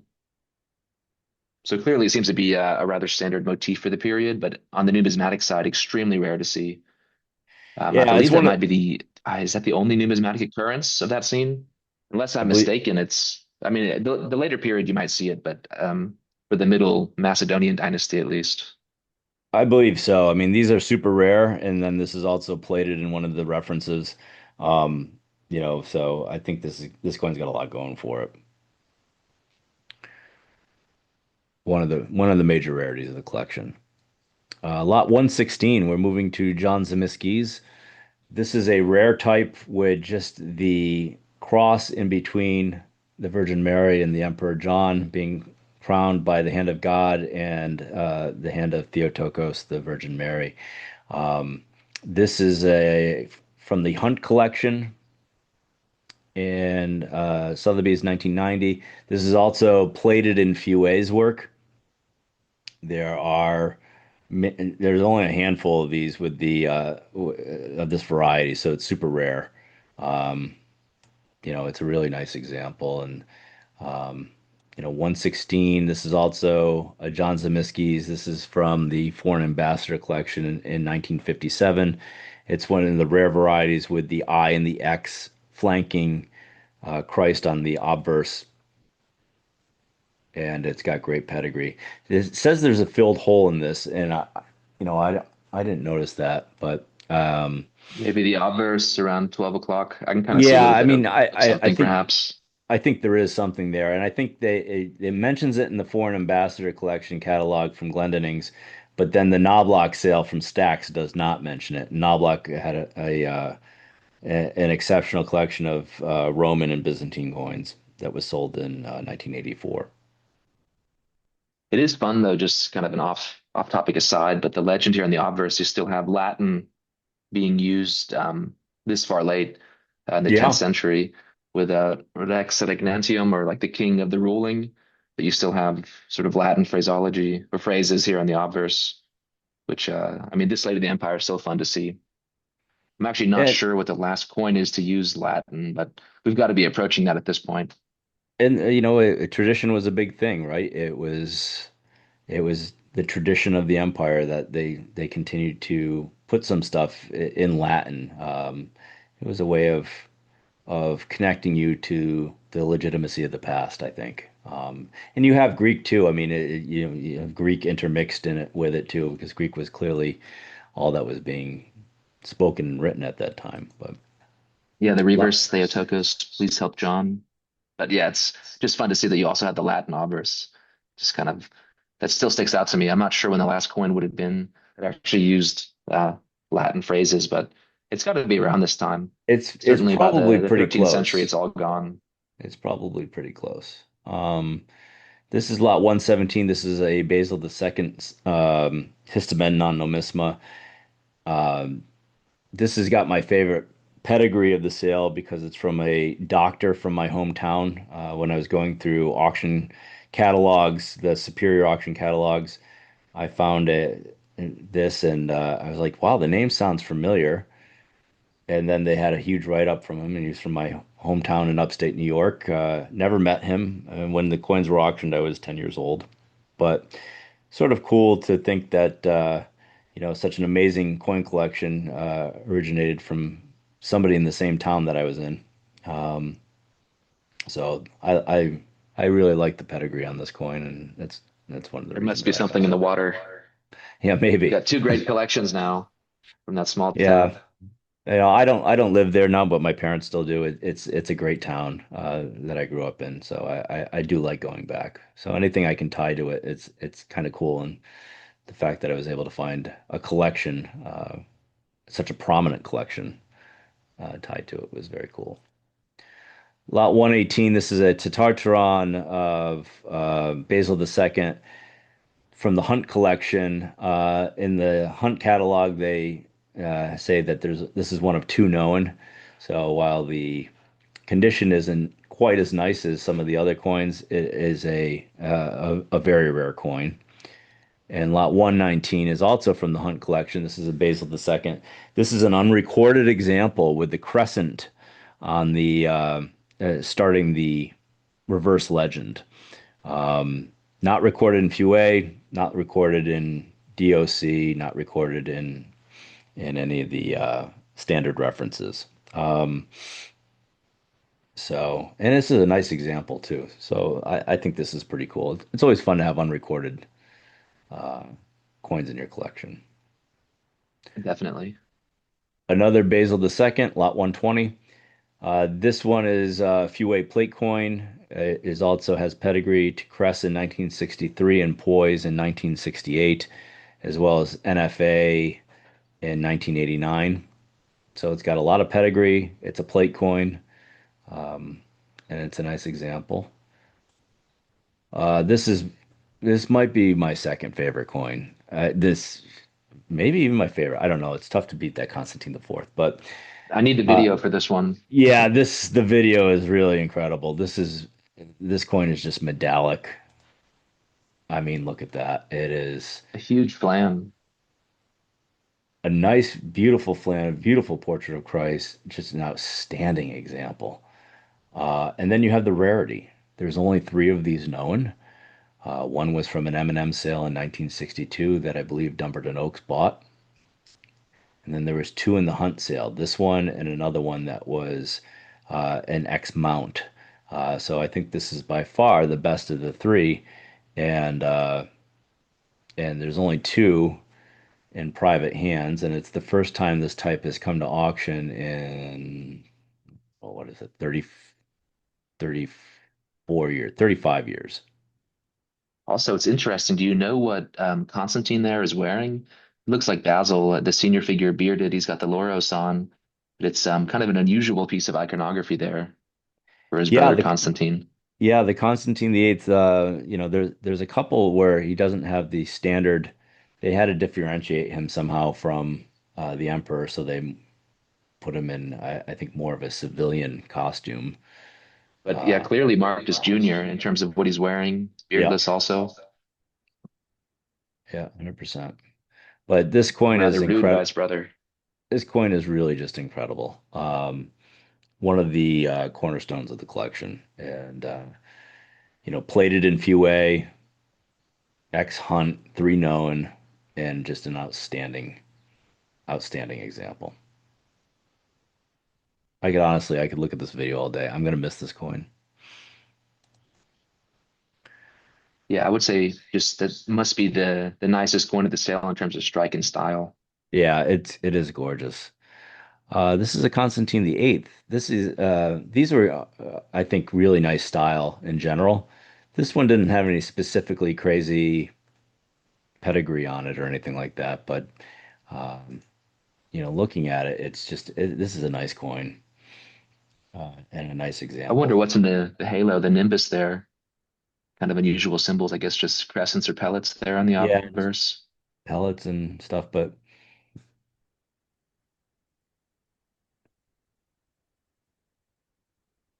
Yeah, look at that full lettering though. That's pretty impressive. Not yeah, often seen. it's a nice example. Lot 123, this is a Tartron of Constantine the Eighth.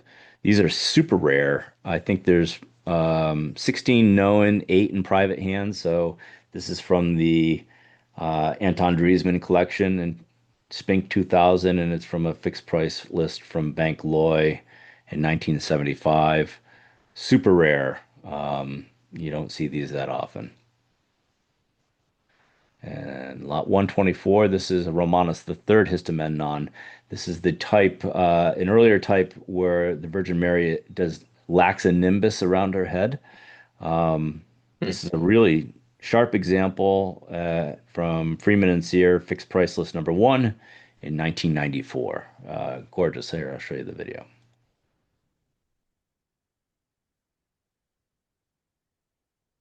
Wow, yeah, that's beautiful.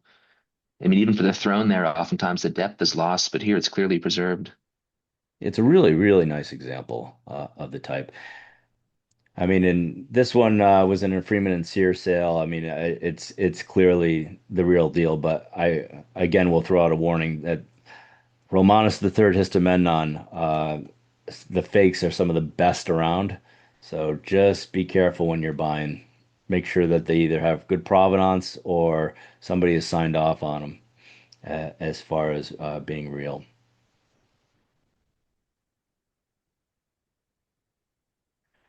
Lot 125, this is Constantine the Ninth, Monomachus, early in his reign, type where there's a crescent on the globus cruciger.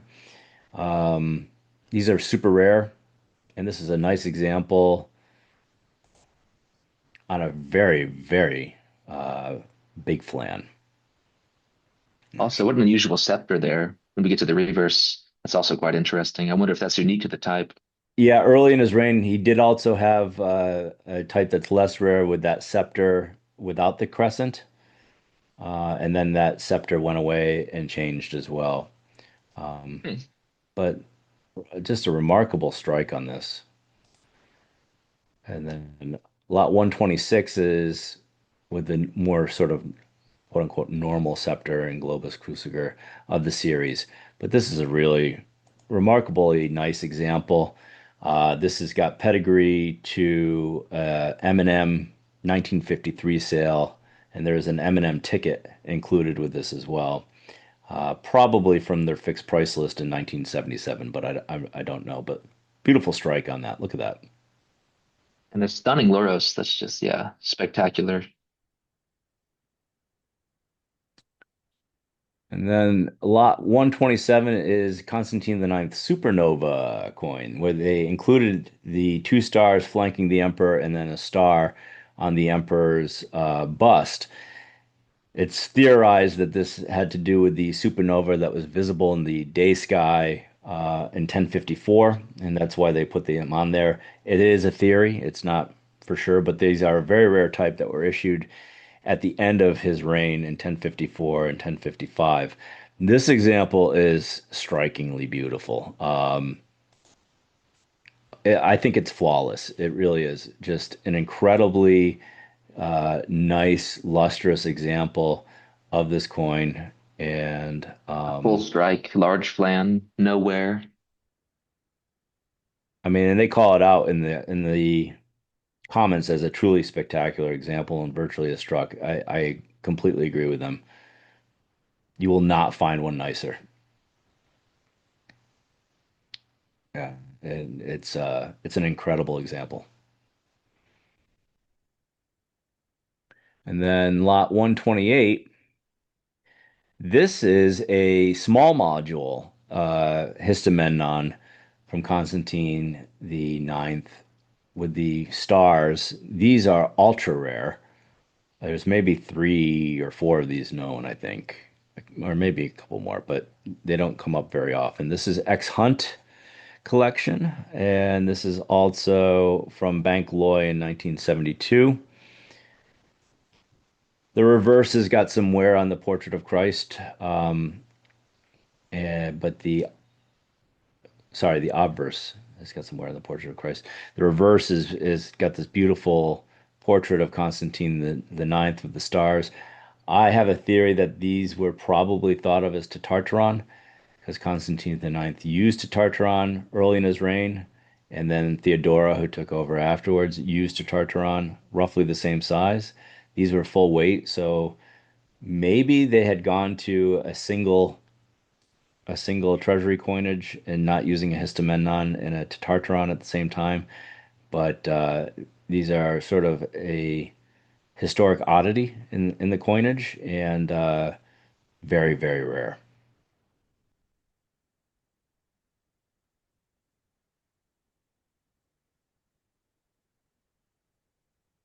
We go to lot 130. This is Isaac the First. This is a really outstanding coin.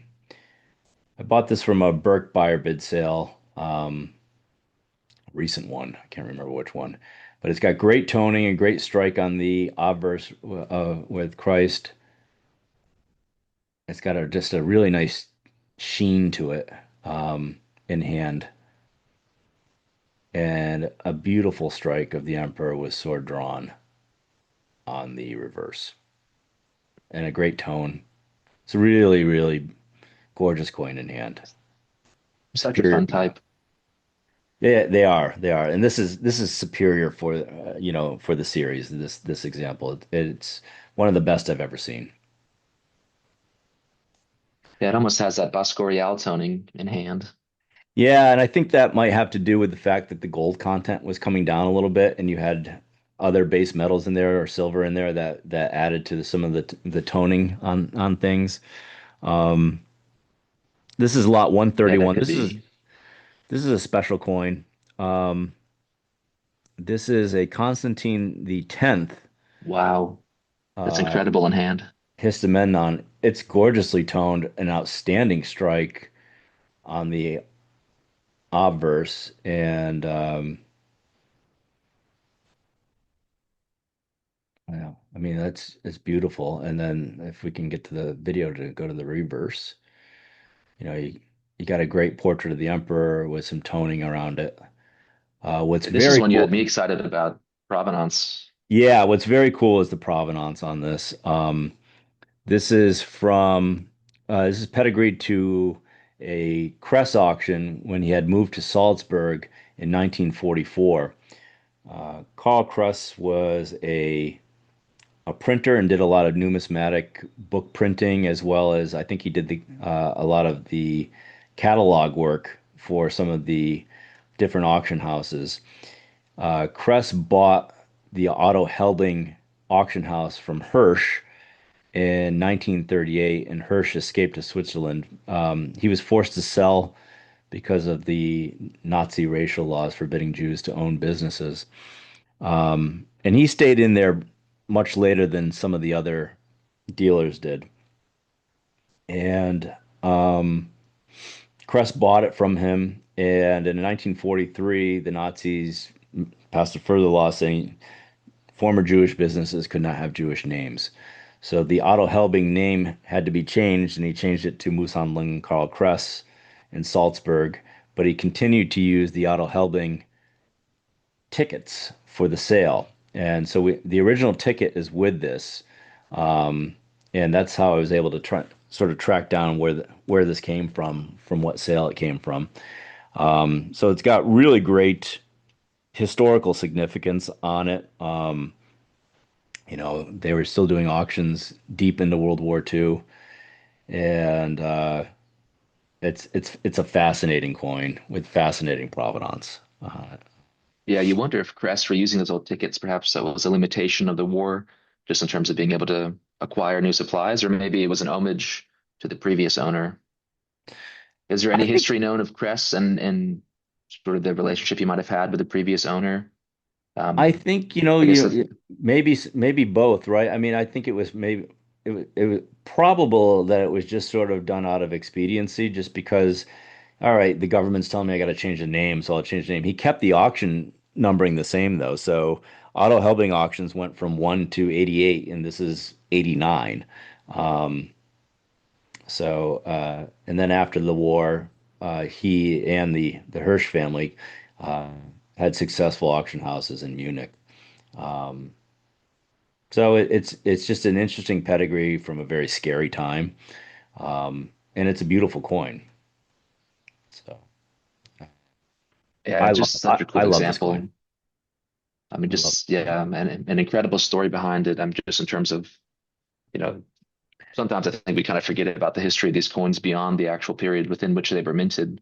This goes to highlight also just the dramatic circumstances in which a coin can find itself. And yeah, just yeah, Yeah, there's a great paper that I found online. I can't recall the author, and it was, I think, titled "The Annihilation of the German Coin Market in the 1930s." And it was basically as the Nazis took over, most of the coin trade was based in Frankfurt, and some of it in Munich, and most of these guys started hedging very quickly, setting up shops outside of Nazi jurisdiction. So some in the Netherlands, some in Switzerland, some in Czechoslovakia, in Prague. But eventually, as we know, the Netherlands and Czechoslovakia fell to Nazis. Switzerland never did, and the coin trade sort of re-centered in Switzerland. But it gives you a good understanding of what was going on then, and the remedies that these coin dealers took, and sort of how they circled the wagons to sort of survive both hyperinflation in the Weimar Republic and then the Nazi regime as well. It's a great paper. I should have a link to it, but I don't offhand. But if you can Google it and find it, I found it fascinating. We'll go to lot lot 132. This is a Eudokia histomenon. These were only made over the course of 7 to 8 months. These are very rare. And in my opinion, this is the best example I've ever seen. The video really shows it off, but outstanding strike from fresh dies, beautiful toning. I mean, look at that. yeah, perfect strike, perfect Just, center, just a nowhere. gorgeous portrait of Christ, and then the reverse, beautiful strike. All three characters are well animated there, and you got great toning, great strike. I love this coin. This was in a mint Yep, state 5 of 5, 4 of 5 holder. Um, and I and a believe great it. example also to see. Oops, sorry, go ahead. Oh, go ahead. I was just going to say it's a wonderful example to see also the gender differences in the imperial hierarchy and how the regalia actually differs between the empress and the emperors. You can also see in the stemma, the crown, that the female version actually had different ornamentation, and then also the lauros here, we can see that the female version is different, and the way that the lauros would wrap around. They actually didn't use the same pieces of iconography for the male and female heads of state or for the royal family, but they actually have differences here, which is readily apparent on a coin like this. So that's always fun to see. Yeah, what do you call the the 5 dots? It almost looks like from a dice, like a five from a die. Um, Yeah, it's a simplified Loros from the later period. But that is just the part that wraps around the waist and then goes over the hand. But that you see that more in later coins also. It's just an easier way to depict the jewels. I see. Um, Because I see it yeah, I forget. sometimes on a staff too from time to time. Like if you look at lot 134. think this has got a 5 points. Yeah. So you see the 5 points in the staff there. I didn't Yeah. know if it was some sort of way of representing the Byzantine imperial regalia somehow or something like that. But No, not to the best of my knowledge. It's just meant to depict sort of embroidery and various jewels. And you see also on some of the later series that the number of dots can also change. That five is the most common for the simplified Loros, but you'll see also six or nine or various versions. So I don't know. Maybe for the Labarum, it could be showing a certain design, but for the Loros itself, it's just meant to depict the embroidery and jewels in general. got it. Okay. So I skipped over this one. This is a Romanus the Fourth. Romanus the Fourth eventually married Eudokia. He was a general and was famously a very energetic general, but was famously defeated by the Turks at Manzikert, and then was captured and ransom backed to the Byzantines, who promptly deposed him and blinded him and got him out of the way. Which is tough because he was betrayed in battle anyway. It's a Yeah, tough situation all around. it was yeah, he got a pretty bad rap historically on things. But this is a nice coin, nice example. This is in a star holder, so there's no video, but it's a really nice example.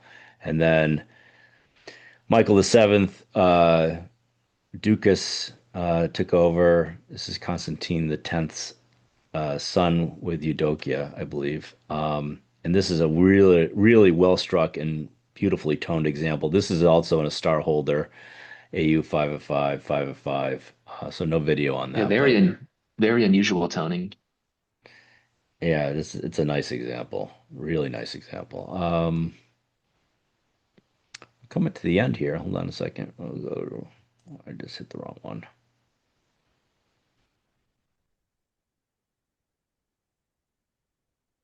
Feel like we're doing a little bit better on time this time, although we're Yeah. still going long.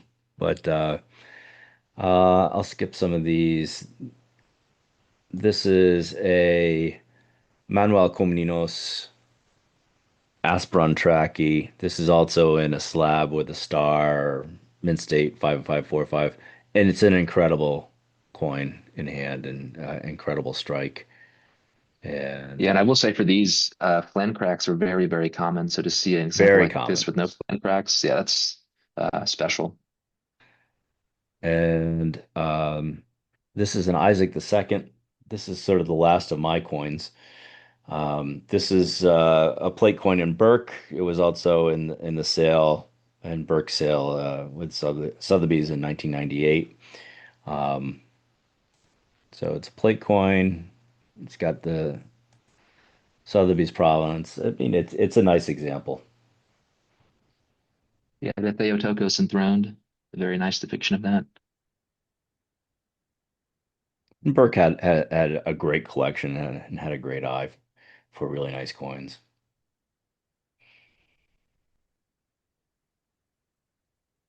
That's very sharp. And I don't know who is that supposed to be the Archangel Michael? Let me see. Yeah, yeah, that is. And if you look, you Uh, also have the Manos Dei, the hand of God above the emperor. If you look at the halo of Michael, you kind of see some fingers extending out.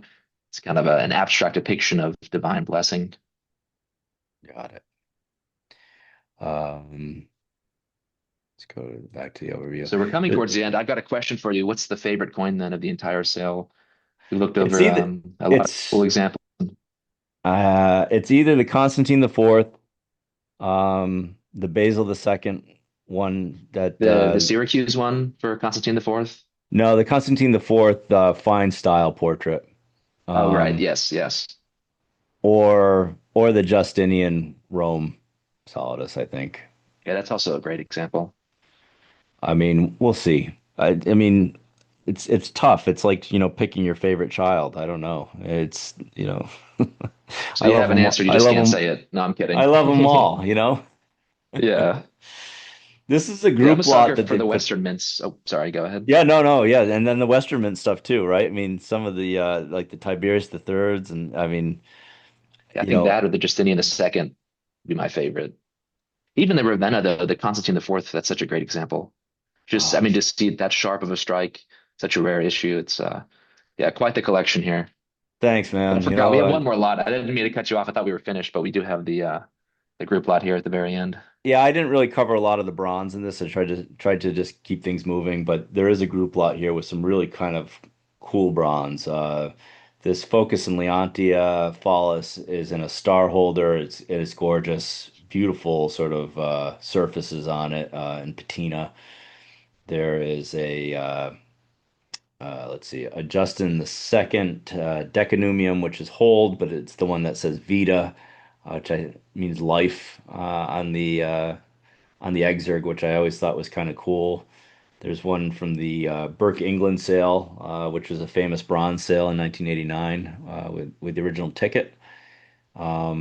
And then the Maurice Tiberius Pentanumium, probably from Carthage, but it's got the Cairo on the reverse, and that is pedigreed to like the 1890s, and it's ex Leo Hamburger Wow. stock. So that's pretty cool. So this is a kind of a cool group lot with some interesting coins and interesting bronze on here. I mean, Constance the Second from Carthage. I mean, the portrait looks almost exactly like Leontius, who's to come 90 years later, roughly. Oh, it does, yeah. Hmm. Well, I kind of wonder then. I mean, that's a little bit before kind of where I study, but with the Laureus also, what he's wearing, isn't the first depiction of that under Justinian the Second, unless I'm mistaken? On the gold, yes. I don't Or was it know earlier for on sure on bronze? the That could be. bronze, but it's Yeah, I just certainly wonder. It's a fun type. well, I mean, you'll see Laurel shirts on like the consular bust ones, or so you see them on some the Maurice, both the solid eye and the bronze coinage. I think you'll see them on some of the focus coinage, bronze coinage. And then there's the consular bust of Tiberius II that has a type of laurel shirt, But I I think. think But I don't think any are known from the Heraclian dynasty, yeah. unless I'm mistaken early on. It's interesting though, yeah. So that's my collection. I tried to get through it a little bit more judicious with time. There's some other really cool stuff in this collection, in this offering from Nomos. They've put some of their own coins in there, which some of them are incredible. The seals that they have are one of a kind. You have a seal from Artavastos and in this Hagia Sophia treasury seal. Let me see if I can find it. This Yeah, one. that one's pretty great. I mean, it's Or just it's the next incredible. one, I think. Or yeah, this one also, but um Is it this there's one? the Hagia Sophia example. Yeah, I mean, that it's one's quite amazing. special, just in Amazing. terms of So, this Constantinople retaken after the Fourth Crusade, after its loss, and sort of seeing we have similar parallels before the Fourth Crusade, but kind of the reintroduction of an old seal type is pretty interesting to show continuity even in disruption for the empire. yeah, no, for sure. It's so Nomos has got some great stuff in there, and then of course they have their Greek and Roman offerings as well. Uh, but But they they've been put yours awesome to work first, with. which is nice. Yes, yeah, it's cool to see Byzantine sort of show up first in one of the major sales, right? For the Usually it's first at time the end. ever. It's at the end and it's an afterthought. So, um, yeah, I listen, Sam. I really appreciate all the things that you've done to help promote the sale. There's other people out there that have done a lot. Adrian Carr, who I talked to quite a bit, he's been promoting it on numerous forums, and Dean Kinzer on his channel, he's been highlighting certain coins that he finds interesting and has been awesome. And a lot of the community has reached out to me privately, just being like, this is really cool. Good luck, and so we're all here to sort of support each other, I think. So Definitely. it's been an awesome experience, and I'm really looking forward to being at the sale and in Switzerland. I'm bringing my family over, my little girls, and it'll be a great experience for them, and we'll turn it into a nice little family vacation. So it's super cool. It's Yeah, bittersweet, sounds but like a lot super of fun. cool. And when is the sale going to be? May 31st at, was it 2 p.m. Yeah, Central May European time? 31st, 2 p.m. Central European time, so that's 8 So 8 o'clock a.m. Eastern Eastern. time. Yeah. It's a little early Eastern time, but I think that's how they needed to do it because I think Loy is the day before their sale, and then Knack I think Knack's during the week before. I have to look at their actual dates. Um, but it's I'm excited for the sale, and I'm excited to see how things turn out.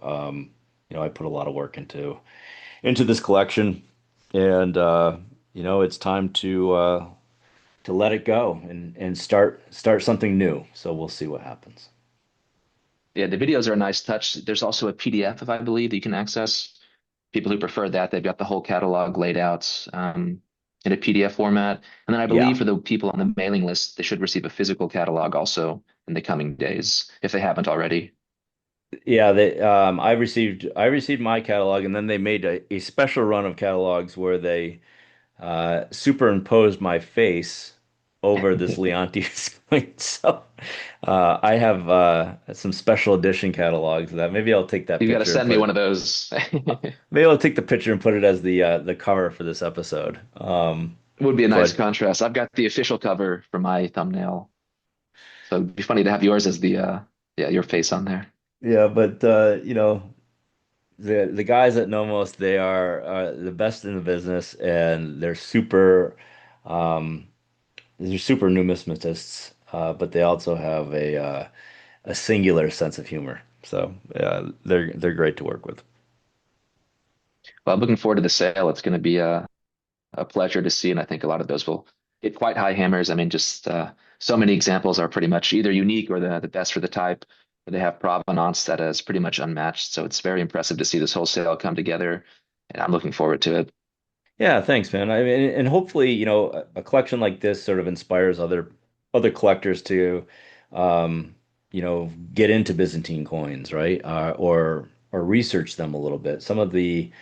I feel like there's always sort of an undercurrent of Byzantine coins are ugly compared to, Imperial Roman or Greek coins, and the artistry isn't there. And I think, that's certainly the artistry is more prevalent on the Greek and Roman coins, but Byzantine coins had some really, really significant artistic dyes as well. So hopefully this brings some people into the Byzantine orbit and drive some interest as well. So Yeah, I believe it will, and also hopefully get your name out there too, just in terms of your dealership coming up soon in the coming yeah, months. I think this will also help just to put the collection and your name on the radar, and also to highlight your capabilities. I think we didn't mention this, but pretty much every provenance you have in the sale, you found yourself. You yeah, a didn't lot buy of the them. coins with the provenance for the most part, so that's also very impressive to see. Just the building of the sale behind the scenes, and then also just the expertise it takes to know which sales to look in, and to find those. I think that's the Yeah, sale maybe clearly demonstrates those skills. maybe next episode or a future episode, I'll highlight the big sales in the catalogs. I mean, I have to say, like sites like our Numis or the Newman Numismatic Portal have been invaluable as far as finding access to auction catalogs that I don't I have a library and I've bought some, but I don't have like the numismatic library like some of the big dealers do, and our Numis has got a lot of them online, which has been extremely helpful. Yeah, just the amount of man hours that go into digitizing those, it's unbelievable. Yeah, and they have links to a number of different academic institutions. So there's like the Internet Archive that has a lot of things uploaded, and then I think the University of Heidelberg is one, and then there's a couple. There's Gallica, which is I think French. Um, and they just have a lot of different uploads. And then the numismatic portal's got a fair amount of stuff as well. And then certainly certain auction houses do too. If you go to Knack, all their auction catalogs are there going back to the early 90s. Burke, same thing. All his buyer bid sales going back to when they first started them is on their website. I wish there are certain catalogs that are not like I don't think the hunt catalogs are anywhere online that you can access. Anything I don't Sotheby's, I believe think is so. is difficult to access. I think anything Spink is difficult to access. They have those locked all down. Um, Most of the M&M catalogs from the 50s and 60s and 70s are not online. Uh, Almost none of the Crest auction catalogs are not online. And if you want to try and find those catalogs, I know some of the bigger dealers, have great libraries and they're very open about the fact that you can come in and check things out. Or the American Numismatic Society, they've got a tremendous library that you can go in and pull the catalogs, which I've done, and that's how I've gotten access to a lot of things that I don't have access to. And Sam, you were saying, some of the university libraries that you have access to are really incredible too. Yeah, I think part of the challenge there is just the immense scale. If you want to digitize these catalogs, it would take forever. Like I think the University of Vienna, the Numismatic Institute, they have I think 35,000 or 40,000 sales catalogs. I think it might be the largest collection in the world, but I mean, if you were going to digitize that, it would just take, I mean, tens of thousands of man hours. So that's part of the difficulties, not only acquiring, but then also digitizing, if that's the goal. So Yeah. yeah, it's Yeah. I mean, but that's where the things are going, right? It's digitizing them and then AI. I mean, pretty soon I wouldn't be surprised if at some point, obviously there's already AI engines like L5 that has started to do that provenance research. But I think eventually you'll be able to know the provenance on any coin pretty easily yeah. soon, which is cool that I mean it's cool that that's coming up. It also sort of eliminates an edge that I have or something that I enjoy, um I but think that's still quite far off, though. I yeah, think just the probably. hard part is not even the AI model, but just getting your hands on the catalogs. Right. Right. But I know L5 is launching a service that does that, correct? Or has launched a service that does that. Is that right? Yeah, so we've got the provenance search model, and then I think we've also got just some ongoing stuff in the background of buying up catalogs and digitizing those for the platform. So it's always growing, and so yeah, I think that if we aren't already, hopefully soon we'll be the leader in terms of provenance search. But of course, with us with the L5, it's always nice. It's free. We're not going to charge you for it, so I think that's the best part. Other platforms, I think I forget the name. There's one other, not Numis.io. What's Coin CoinCabinet.io, I think Cabinet is the name. IO. Yeah. Yeah, but they charge you for it for the searches for a successful find, which is a little irritating. But I think that's with L5 at least, it's a non-profit or the model's not for a profit, so that is nice. And I know Coin Cabinet IO. I've used them. I have found some provenance using them on some specific coins in the sale. They'll run the search for you, and then you can decide whether to pay for the provenance or not. And they'll say whether it's like 1990s, 1980s, or pre-1950, that kind of thing. But I think they sort of were a pioneer in this. I know that there was another one. What was the other one? It's a Swiss firm, and you used to have to send a picture to them, and then they would do the research, and you could use the name escapes me right now, but they were also doing something similar. Um, but L5, I mean, the platform seems to be growing for you, and it's I love the sort of altruistic, value that you have from a platform, and that you're trying to help the coin collector community, which is awesome. Yeah, it's very kind, and that's leadership from Jack too. It's thanks to him, he's put a lot of money into just providing a good experience for collectors, so it's very kind of him. Yeah, for sure. No, it's good stuff. Well, look, I appreciate you coming on, Sam, and going through the coins. And again, I appreciate your support and the community support on the sale. And hopefully we'll see how it goes. Yeah, I'm looking forward to it. We'll have to do an auction recap after. Yeah, for sure. I'm gonna be like, I want all the coins back. Well, thanks everybody for listening. That's been episode 28 of the Byzantine Coin Podcast. I appreciate everybody's feedback and support and look forward to talking to everyone on episode 29. Take care.